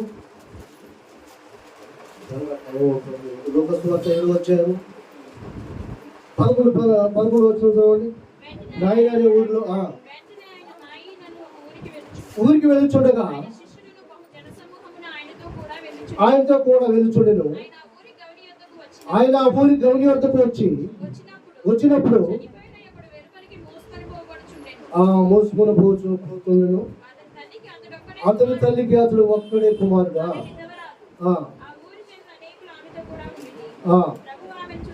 ఆయన చూచి ఆమె ఎందుకు కనికరపడి, నువ్వు ఏడవద్దమ్మా. ఆయన ఏం చేశాడు? ఆమె ఎందుకు కనికరపడ్డాడు? ఆమె ఏడుపును బట్టి, ఆమెకున్న బాధను బట్టి, ఆమెకున్న శ్రమను బట్టి. ఒక్కడే కుమారుడు చనిపోయాడు. ఎంత బాధ ఉంటుందండి? ఎంతో బాధ ఉంటుంది. ఆ బాధను బట్టి వారు శ్రమ మీద కనికరపడ్డాడు దేవుడు. ఎందుకంటే ఆమెకున్న బాధను బట్టి ఆమె మొరపెట్టింది కాబట్టి కనికరపడినట్టుగా మనం చూస్తున్నాం. మనం కూడా ఎన్నో శ్రమల నుంచి దేవుడు మనం చూస్తూ ఉంటాడు. మన ఆశను బట్టి, మన యొక్క ప్రార్థన బట్టి, మన విశ్వాసాన్ని బట్టి, మన బలాన్ని బట్టి ఎంతో ప్రార్థించినట్లుగా దేవుడు ఆ కనికర మొదలుపెట్టిన ఆ యొక్క బాధను బట్టి దేవుడు కనికరపడి ఆ యొక్క దేవుడు ముట్టినట్లుగా, స్వస్థపరిచినట్లుగా, లేపినట్లుగా మనం చూస్తూ ఉన్నాం, అవునా కదా? అలాగే ఎరుకో పట్టణం ఉంది. ఎరుకో పట్టణం లూకాసు వార్త 18వ అధ్యాయం 30వ వచనం చూడండి. 35వ వచనంలో గుడ్డివాడు కూడా సమీపిస్తూ ఉండగా త్రోవ పక్కన కూర్చోండి జన సమూహము దాటిపోతున్నప్పుడు ఏమని అడగగా యేసు ప్రభు వారు ఈ యొక్క ప్రాంతం నుంచి వెళ్తూ ఉన్నాడు అన్నప్పుడు ఎంతో మొరపెట్టుకున్నాడు. అయ్యో యేసు, నజరేయుడైన యేసు, నన్ను కరుణించని చెప్పినట్టుగా మనం వింటున్నాం. ఆయన ఏమన్నాడు తెలుసా? నీ యొక్క విశ్వాసాన్ని బట్టి నేను స్వస్థపరచను. విశ్వాసం ఉండాలండి. ముఖ్యంగా మనం ప్రార్థన చేయాలి అని అంటారు. నువ్వు నాకు బాగులేదు ప్రార్థన అంటారు. ఆ ప్రార్థన బట్టి ఏం చేయాలి? నీకు విశ్వాసం కూడా ఉండాలి. నీ విశ్వాసం లేకపోతే నేను ఎంత ప్రార్థించినా వ్యర్థమే. ఇప్పుడు మనం ప్రార్థన చేయమంటానండి, నాకు బాగోలేదండి, ఇప్పుడు మా కుటుంబంలో ఈ సమస్య ఉందండి, ఇప్పుడు మా కుటుంబంలో ఇది ఉందండి, ప్రార్థన చేయండి. ప్రార్థన చేసినట్లుగా నీ విశ్వాసం కూడా ఉండాలి గొప్పగా. నీ విశ్వాసం ఉన్నప్పుడు నీవు అప్పుడు స్వస్థపరచగలుగుతావు, లేవగలుగుతావు, దేవుని స్తుతించగలుగుతావు, దేవుని పట్ల కార్యం జరిగిస్తాడు. కాబట్టి ఈ యొక్క మధ్యాహ్న కాలశ్రమంలో దేవుడు ఆ కుటుంబంలో చేసిన కార్యాలు ఎంతో గొప్పవి. అందుని బట్టి దేవుడు మొదటి తెస్సలోనికీయులకు రాసిన పత్రికలు కూడా ఒక మాట్లాడుతున్నాడు. తెస్సలోనికీయులకు రాసిన మొదటి పత్రిక 5వ అధ్యాయము, ప్రతి విషయం ముందు ప్రార్థన విజ్ఞాపనలు దేవుడి దగ్గర మనం తెలియజేస్తూ ఉండాలి. ప్రతి విషయం ముందు కృతజ్ఞతాస్తుతులు చెల్లించుడి, ఇలాగు చేయుట యేసు క్రీస్తు యందు మీ విషయములో దేవుని చిత్తమయ్యను. ప్రతి విషయం ముందు ఏ విషయం చేసినా, చిన్న కార్యం కానీ పెద్ద కార్యం, దేవుడు మనం ఇలా బ్రతికిస్తున్నాడు, ఇలా జీవింపు చేస్తున్నాడు, ఈ విధంగా ఉన్నాము అంటే కేవలము దేవుడి చిత్తమైంది. ఆ చిత్తంలో మనకి ప్రతి విషయం ముందు ఆయన కృతజ్ఞతాస్తుతులు చెల్లిస్తున్నాడు. ఎందుకంటే ఆయన మనల్ని ఏర్పాటు చేసుకున్నవాడు, మనల్ని నడిపిస్తున్నవాడు, జీవింపజేస్తున్నవాడు ఆయనే. కాబట్టి ఆయన ఎందుకు ప్రతి విషయం ముందు మనం కృతజ్ఞతాపూర్వకంగా ప్రతి విషయంలో వాళ్ళు చెల్లించుకుంటున్నారు. అందుని బట్టి దేవుడికి వందనాలు తెలియజేస్తున్నారు. కాబట్టి మనకి సమయం లేదు పిల్లారా, సమయం పూర్వక సద్వినియోగం చేసుకున్నాం. సమయం మరి దైవదాసులు మాట్లాడాలి. అందుని బట్టి మనం ముగించుకునే కొద్ది మాటలు దేవుడు దీవించుకున్నాక ప్రార్థన చేద్దాం. తల వచ్చి కళ్ళు మూసుకుంటే ప్రార్థన చేద్దాం. పరిశుద్ధుడా, మౌనతుడైనా అయినా నీ ఘనమైన శ్రేష్టమైన నామాన్ని బట్టి పొందాను ప్రభువా. నా తల్లి ఇంతవరకు నిజంగా ప్రభువా, నా తల్లిలోనైనా నీ వెలుగులో మేము నా తల్లి మా యొక్క పాపలన్నీ మీకు కనపడుతున్నాయి. ఆ వెలుగులో మేము సరి చేసుకుంటూ జీవించాలా ప్రభువా. నా తల్లి మా పాపపు జీవితం, మా ఆలోచనలు, మా తలంపులు చెడిపోయిన ఈ లోకంలో బ్రతికించడానికి ఈ లోకానికి వచ్చి ఉన్నావు ప్రభువా. ఆ వెలుగులో మేము సరి చేసుకుంటూ జీవించాలా ప్రభువా. ఇంకను నా తల్లి మేము ఇందులో ఏ విధంగా జీవిస్తున్నాం, ఏ విధంగా ఉంటూ ఉన్నాం ప్రభువా. అలాగే నా తల్లి కొనైనా కృతజ్ఞత కూడక పెట్టుకున్నటువంటి కొనైనా ఆవిడ గారిని బట్టి, రైతుల గారిని బట్టి నీకు వందనాలు ప్రభావ. వాళ్ళని కూడా నా తల్లి వృద్ధులకు కావాల్సిన శక్తిని, బలాన్ని, ఆరోగ్యాన్ని దయచేయండి. ఎక్కడ దుష్టుడికి అధికారం లేదు ప్రభావ. ఈ భయంకరమైన దినాలు, దుర్దినాలు ఉన్నాం ప్రభావ. నా తల్లి మేము సమర్పించుకుంటున్నా తండ్రి. ఎవరైనా వారి కుటుంబంలో చేసిన గొప్ప కార్యాలు, ఆపరేషన్ విషయంలో కానీ నా తల్లి వారి యొక్క నా తల్లి కొనైనా రాకపోకల్లో కానీ నా తల్లి వారికి చేసినటువంటి గొప్ప కార్యాన్ని బట్టి నీకు వందనాలు ప్రభావ. నువ్వు వారితో ఉండండి, వారితో మాట్లాడండి. నా తల్లి వృద్ధాప్యులకు కావాల్సిన శక్తిని, బలాన్ని, ఆరోగ్యాన్ని వారికి దయచేయండి ప్రభావ. అలాగే నా తల్లి కూడా చేన ప్రతి ఒక్కరిని జ్ఞాపకం చేసుకోండి ప్రభావ. నీ పరిశుద్ధాత్మను కలిగి జీవించే ప్రభావం దయచేయండి. ఎక్కడైనా నా తల్లి మేము ఉన్నా కూడా నా తల్లి నిన్ను కలిగి జీవించాలా ప్రభావ. నా తల్లి కొనైనా సమస్తమును వెలుగుల దేవుడు. అలాగే నా తల్లి కొనైనా శ్రీనివాసరావుని కూడా జ్ఞాపకం చేసుకునే ప్రభావ. నా తల్లి కొనైనా ఆయన కూడా ఎంతో నా తల్లి కొనైనా నా తల్లి అన్యుడు కాబట్టి నా తల్లి కావాల్సిన ఆరోగ్యాన్ని దయచేయండి ప్రభావ. ఎంతో ప్రయాసపడుతున్నా ప్రభావ. ప్రయాసం ఎక్కడ వ్యర్థం కాకున్నట్లుగా ప్రభావ ఆయన కూడా ముట్టండి, స్వస్థపరచండి, మంచి ఆరోగ్యాన్ని దయచేయండి. ఆ విశ్వాసాన్ని బట్టి ఆయనను స్వస్థపరిచిన తండ్రి ఒక నిలబెట్టుకుని నా తల్లి ఒక సాక్షిగా నిలబెట్టుకొని ఈ నామ ఘనత, మహిమ, ప్రభావం తెచ్చుకోమని. అలాగే నా తల్లి కూడా మీ దాసులు మాట్లాడేటుండగా మీ దాసులు బలపరచని, నీ శక్తి ద్వారా, నీ బలం ద్వారా నింపి మంచి ఆత్మీయాన్ని మాకు దయచేయమని దుష్టులు దయపరచమని నా ప్రేమ రక్షకులను యేసుక్రీస్తు నామని ప్రార్థిస్తున్నాను తండ్రి. ఆమేన్.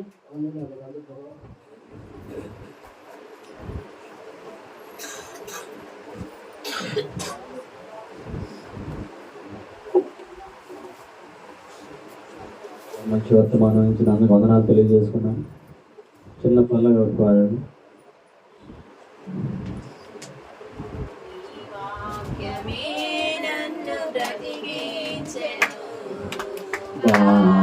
బాధలలోనే మదిరించెను నీ వాక్యమే నన్ను బ్రతికించెను. బాధలలోనే మదిరించెను కృపాశక్తి, దయాశక్తి సంపూర్ణుడా వాక్యమై ఉన్న యేసు వందనమయ్యా. కృపాశక్తి, దయాశక్తి సంపూర్ణుడా వాక్యమై ఉన్న యేసు వందనమయ్యా. ఈ వాక్యమే నన్ను బ్రతికించెను బాధలలోనే మదిలీచెను. చాలు కదండి. మన మధ్యలో వజ్రాజ శాస్త్రి గారు ఉన్నారు, వచ్చి వర్తమానం అందిస్తారు.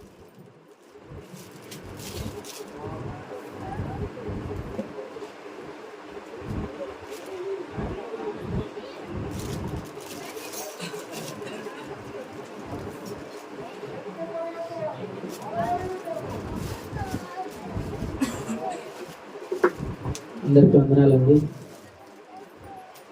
అయిపోయింది మన టైం. అయిపోయింది. ప్రార్థన చేసుకుందాం. చాలా తక్కువ టైంలోనే ముగిస్తున్నాం. ప్రేమ కలిగిన మా దేవ, కృప కలిగిన మా తండ్రి, మీ బంగారు పదాలు కొందనాలు స్తోత్రాలు దేవ.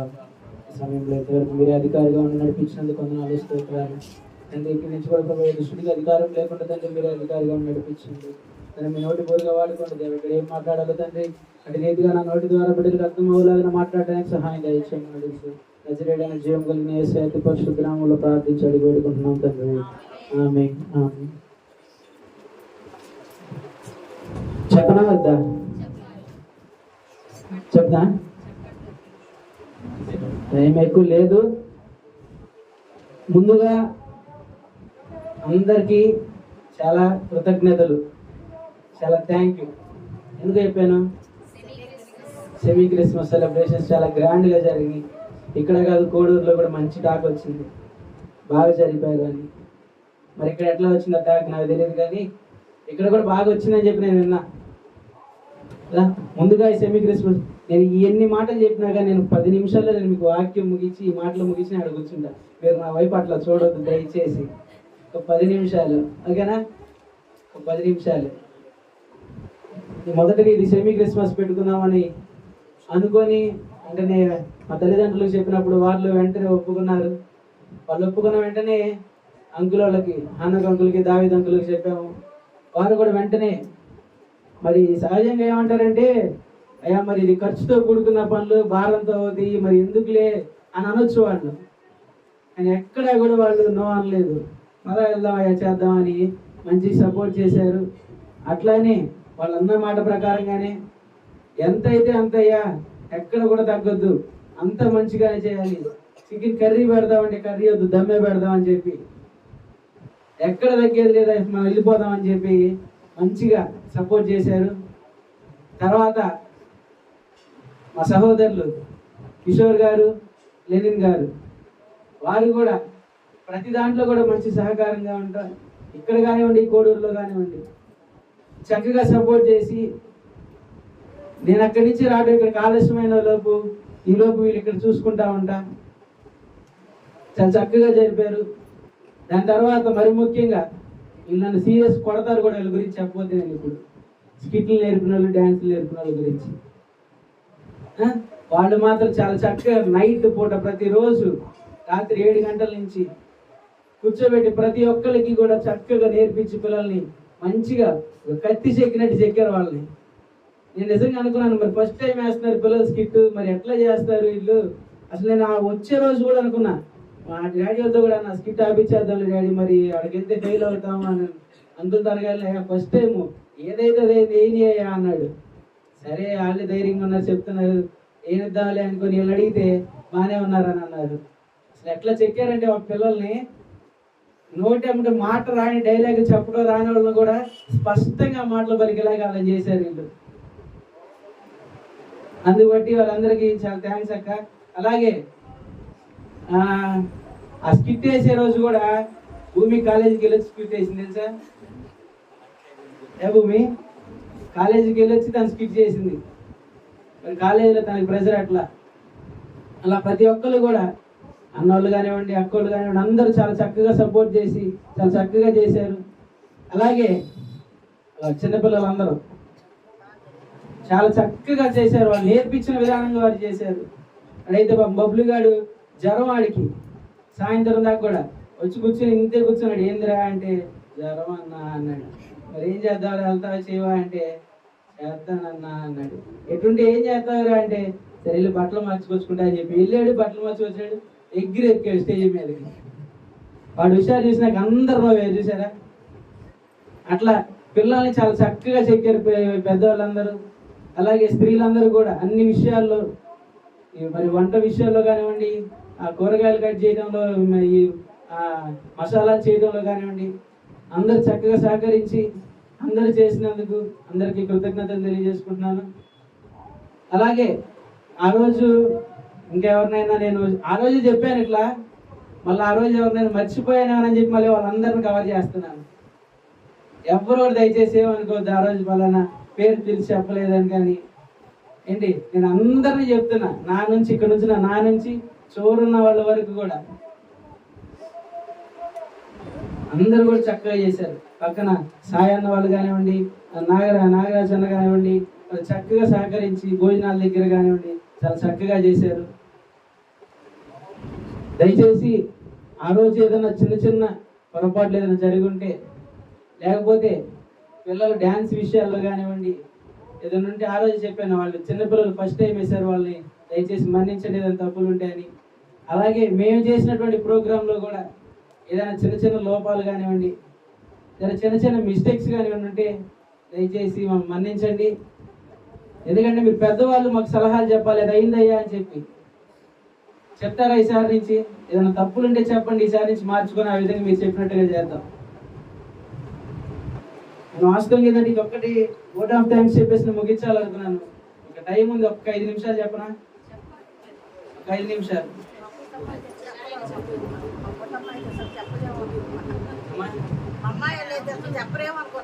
వాస్తవంగా నిజంగా అమ్మాయి చాలా ఇబ్బంది పడింది.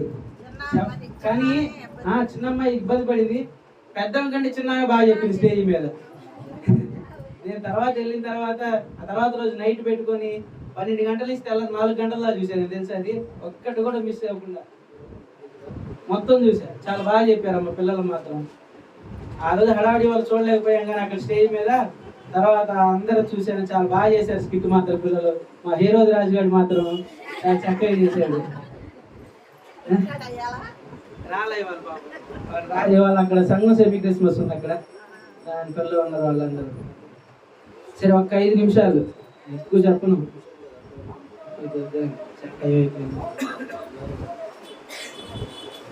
మొదలు పెట్టడం లేట్ అయినట్టుంది కదా ఇవాళ. మొదలు పెట్టడం లేట్ అయింది, మేము రావడం లేట్ అయింది. పొలంలో మాకేంది ఇవ్వాలి, మిషన్ దింపారంట. ఇక వెళ్ళి డాడీ వచ్చేసరికి లేట్ అయిపోయి మేము ఇక్కడ రావడం ఆలస్యం అయిపోయింది. సరే 2వ కొరింథీయులకు రాసిన పత్రిక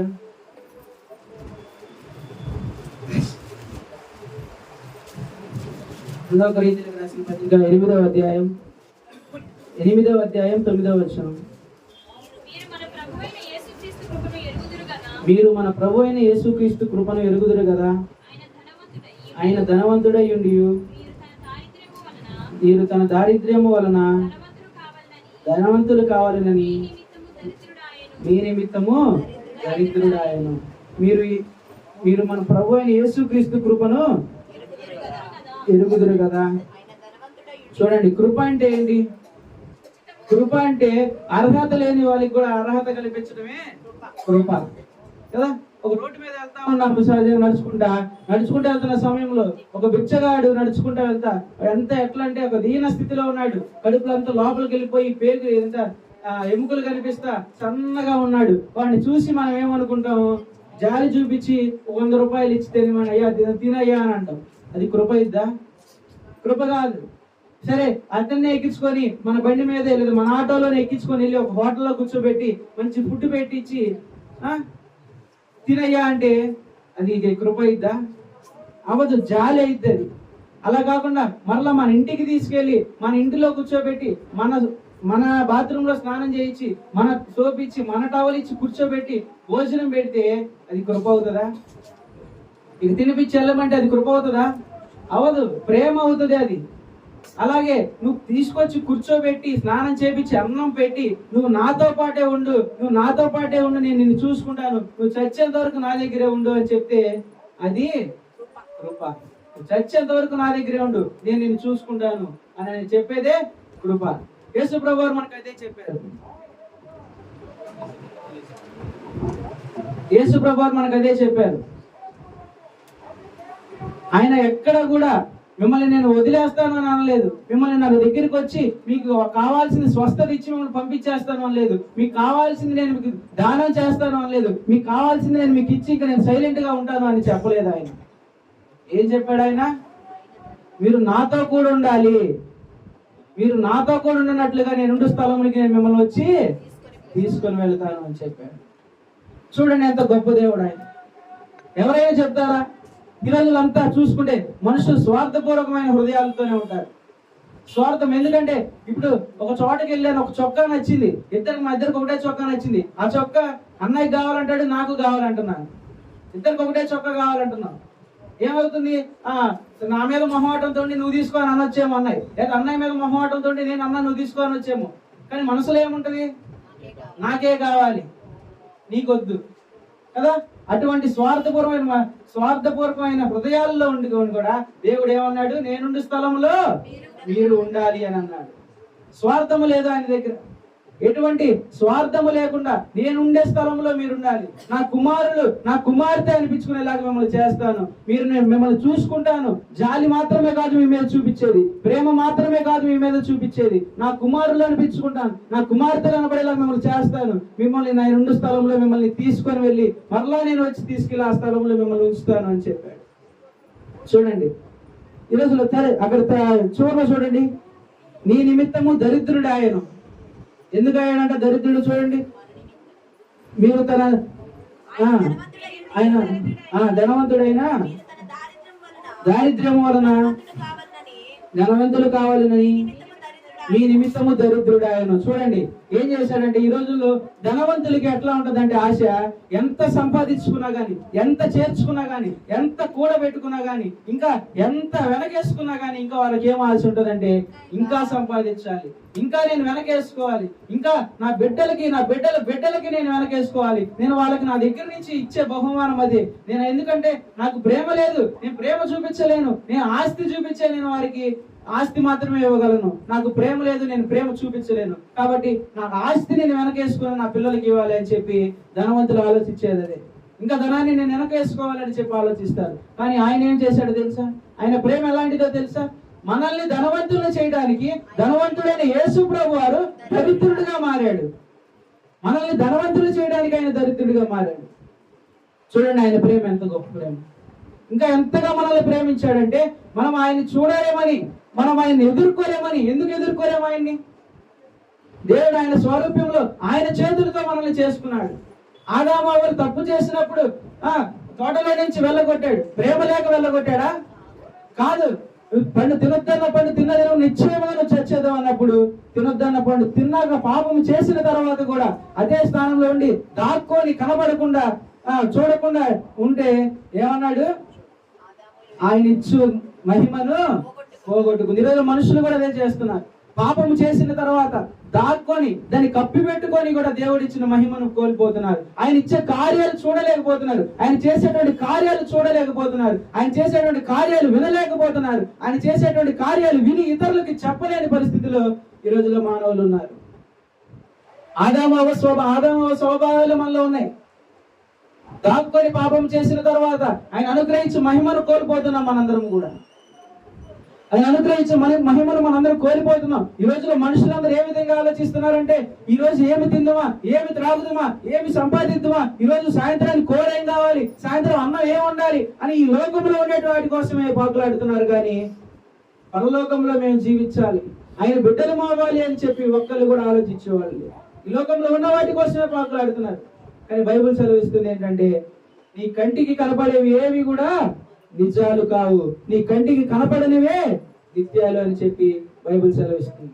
నీ కంటికి కనపడేవి ఏవి శాశ్వతం కాదు. నువ్వు ఎంత వెనకేసుకున్నా గానీ, నువ్వు ఎంత దాచిపెట్టుకున్నా గానీ, నువ్వు వాటన్నిటి వల్ల కూడా నువ్వేమి సుఖాలు అనుభవించలేవు, ఏమి సుఖాలు నువ్వు అనుభవించు. ఇలా ఎంతమంది ధనవంతులు చనిపోతున్నారు, ఎంతమంది పెద్ద పెద్ద వాళ్ళు చనిపోతున్నారు, ఎంతమంది డాక్టర్లు, ఎంత పెద్ద పెద్ద డాక్టర్లు, లేకపోతే పెద్ద పెద్ద సినిమా యాక్టర్లు. మొన్న రీసెంట్ గా చూస్తే రతన్ టాటా గారు, మరి ఆయన ఎంత ధనవంతుడు కదా, ఎంత ధనవంతుడు ఆయన. అయినప్పటికీ కూడా మరి దిగంబరులుగానే వచ్చారు, దిగంబరులుగానే వెళ్ళిపోయారు. తీసుకెళ్ళడానికి ఏమీ లేదు వాళ్ళకి, ఏమి తీసుకెళ్ళలేరు. ఏ విధంగా అయితే వచ్చారో ఆ విధంగానే వాళ్ళు వెళ్ళిపోతారు. ధనవంతులైనప్పటికీ కూడా వారు ఏమి కూడా తీసుకోలేరు. కంటికి కనపడేవి నిజాలు కాదు, కనపడనవే నిత్యాలు అని చెప్పి బైబిల్ సెలవిస్తుంది.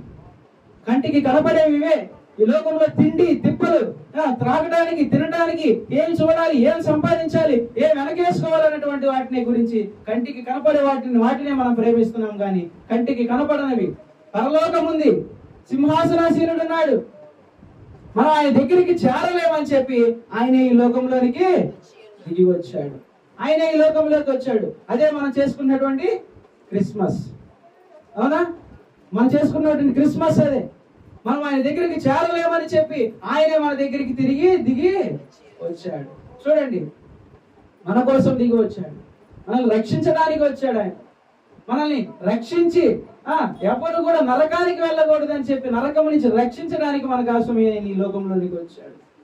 అటువంటి ప్రేమని మనం పొందుకోవాలి, అటువంటి విశ్వాసంతో నమ్మాలి. మనం నా కొరకు నన్ను రక్షించడానికి వచ్చాడు, నన్ను విడవడు ఎడబాయడు, నన్ను ఏమంటారు నిన్న నేడు నిరంతరం ఏకరీతిగా ఉన్నటువంటి దేవుడు నా కోసం ఉన్నాడు అని చెప్పి విశ్వసించి నమ్మినప్పుడు దేవుడు నీ జీవితాల్లో గొప్ప కార్యాలు చేసి నేను రక్షిస్తాడు, నిన్ను స్వస్థపరుస్తాడు. నీకున్నటువంటి అన్నిటి నుంచి విడిపించడానికి, పాపం వల్ల వచ్చే జీతము మరణం అని చెప్పాడు. అటువంటి మరణాన్ని నుంచి నిన్ను విడిపించడానికి, అటువంటి మరణాన్ని నుంచి నిన్ను తప్పించడానికి ఆయన ఈ లోకంలోనికి వచ్చాడన్న మాటని విశ్వసించాలి.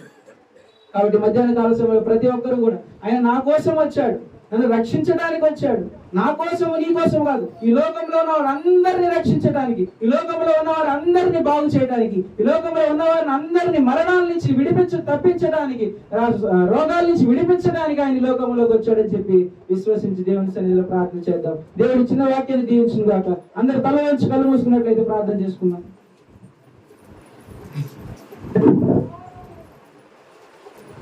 ప్రార్థన చేద్దాం. ప్రేమ కలిగిన మా దేవా, కృప కలిగిన మా తండ్రి, మీ బంగారు పాదాలకు వందనాలు, స్తుతులు, స్తోత్రాలు దేవాన నాయన. సమయంలో దేవాన వాక్యం రీతిగా తండ్రి మాతో స్ఫూర్తిగా మాట్లాడిన విధానాన్ని బట్టి మీకు వందనాలు, స్తోత్రాలు దేవా. మీరు తండ్రి నాయన మీ స్థానంలో ప్రభా మేము తండ్రి అక్కడికి చేరలేమని చెప్పి దేవా, మేము అక్కడికి రాలేమని చెప్పి దేవా, మా కోసం మీరు ఈ లోకంలోకి దిగి వచ్చారు తండ్రి. మా కోసం దేవా మీరు ఈ లోకంలో తండ్రి చిన్న పశువుల పాకలో జన్మించారు తండ్రి నాయన. ఎటువంటి స్థితిలో ప్రభా నాయన ఎంతగానో ప్రభా మీరు సిలువలో చేసినటువంటి త్యాగం ద్వారా ఈ రోజు మేము ఈ విధంగా ఉంటున్నాం తండ్రి. మీరు సిలువలో చేసినటువంటి త్యాగం వల్ల ఈ రోజు మాకు స్వస్థత కలుగుతుంది ప్రభా. మీరు మా కోసం వచ్చారు తండ్రి. మీరు రావటం వల్లే తండ్రి మాకు మరణాన్ని నుంచి, పాపం వల్ల జీతం మరణం అని చెప్పారు తండ్రి. అంటే మరణాన్ని నుంచి మమ్మల్ని తప్పించడానికి మీరు ఈ లోకంలోకి వచ్చారు దేవా. ప్రతి ఒక్క దాని నుంచి మమ్మల్ని విడిపించండి తండ్రి. ప్రతి ఒక్క దాని నుంచి మమ్మల్ని రక్షించండి దేవా. నువ్వు రక్షకుడిగా ఈ లోకంలోకి వచ్చావు తండ్రి. మాకున్నటువంటి భారాలన్నిటి నుంచి, మాకున్నటువంటి పాపాలన్నిటి నుంచి, మాకున్నటువంటి రోగాలన్నిటి నుంచి రక్షించమని సన్నిధిలో ప్రార్థిస్తున్నాం దేవా.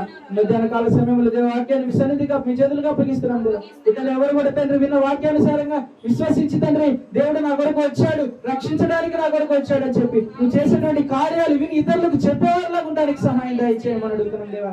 చేసినటువంటి కార్యాలు విని సైలెంట్ గా ఉండకుండా ప్రభా, చేసినటువంటి కార్యాలు ప్రభా, చేసిన పాపాలు కప్పి పెట్టుకొని తండ్రి మీరు ఇచ్చాను మహిమను కోల్పోకుండా ప్రభా నీ తండ్రి నీ కార్యాలు చూసే వాళ్ళకి బిడ్డలు ఉండడానికి సహాయం దయచేయమని అడుగుతున్నాం దేవా. మధ్యాహ్న కాల సమయంలో ప్రతి ఒక్క బిడ్డను మీరు జ్ఞాపకం చేసుకోండి తండ్రి. వారికి ఉన్నటువంటి వారికి ఉన్నటువంటి సమస్యల నుంచి రక్షించండి తండ్రి. వారికి ఉన్నటువంటి భారాల నుంచి రక్షించండి. వారికి ఉన్నటువంటి అనారోగ్య బాధల నుంచి రక్షించమని తండ్రి మీ సన్నిధిలో ప్రార్థిస్తున్నాం దేవా. మొన్నటి దినాన దగ్గర జరిగిన సమీకరణ కోసం బట్టి ప్రార్థిస్తున్నాము దేవా. ఎంతో ఘనంగా తండ్రి మీరు జరిపించిన విధానాన్ని బట్టి మీకు వందనాలు ఇస్తున్నాను. ఎందుకంటే తండ్రి కేవలం నువ్వు ఇచ్చిన ఉచిత కృపను బట్టే దేవానా నాయన దినాన. ఎందుకంటే ప్రభావ మధ్యాహ్నం అంతా చుట్టూరు మబ్బులు పట్టేసి తండ్రి భయంకరంగా భయపెట్టేసింది దేవా. అట్టి పరిస్థితుల్లో కూడా తండ్రి, ఎందుకంటే తండ్రి ఒక పక్క భయం ఉంది, ఒక పక్క నువ్వు ఉన్నావన్న నమ్మకం ఉంది తండ్రి మాకు. ఎందుకంటే దేవా సమస్తము నీకు సాధ్యమే తండ్రి. వాతావరణాన్ని నీ స్వాధీనంలో పెట్టుకుంటావన్న విశ్వాసము మాకుంది దేవా. అంటే విశ్వాసాన్ని తండ్రి నాయన మీరు ఆ రోజు తండ్రి వాతావరణాన్ని మీ గుప్పిట్లో పెట్టుకుని తండ్రి వాతావరణం స్వాధీనంలో ఇచ్చినందుకు నీకు వందనాలు స్తోత్రాలు దేవా. కేవలం నువ్వు ఇచ్చిన కృపను బట్టి అంత ఘనంగా జరుపుకోవడానికి మీరు సహాయం దయచేశారు దేవా. ఆ రోజు తండ్రి సహకరించిన ప్రతి ఒక్క బిడ్డని మీరు జ్ఞాపకం చేసుకోండి దేవా. మరి ఒకసారి మరి ఒక ప్రోగ్రామ్ మేము అలా చేసుకోవడానికి తండ్రి మీరు ఇంకొకసారి మాకు కృప చూపించమని అడుగుతున్నాం దేవా. మీరు తోడుగా నడిపించమని అడుగుతాం. అందరికి మీరు ఎక్కడ చాటును భద్రపరచుకోమని నజరేయుడైన జీవం కలిగిన యేసయ్య అతి పరిశుద్ధ నామములో ప్రార్థించి అడిగి పెట్టుకుంటున్నాము తండ్రి. ఆమేన్ ఆమేన్.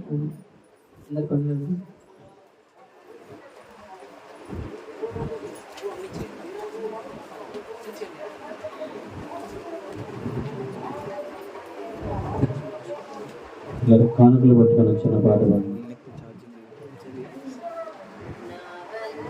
అంగీకారి మేము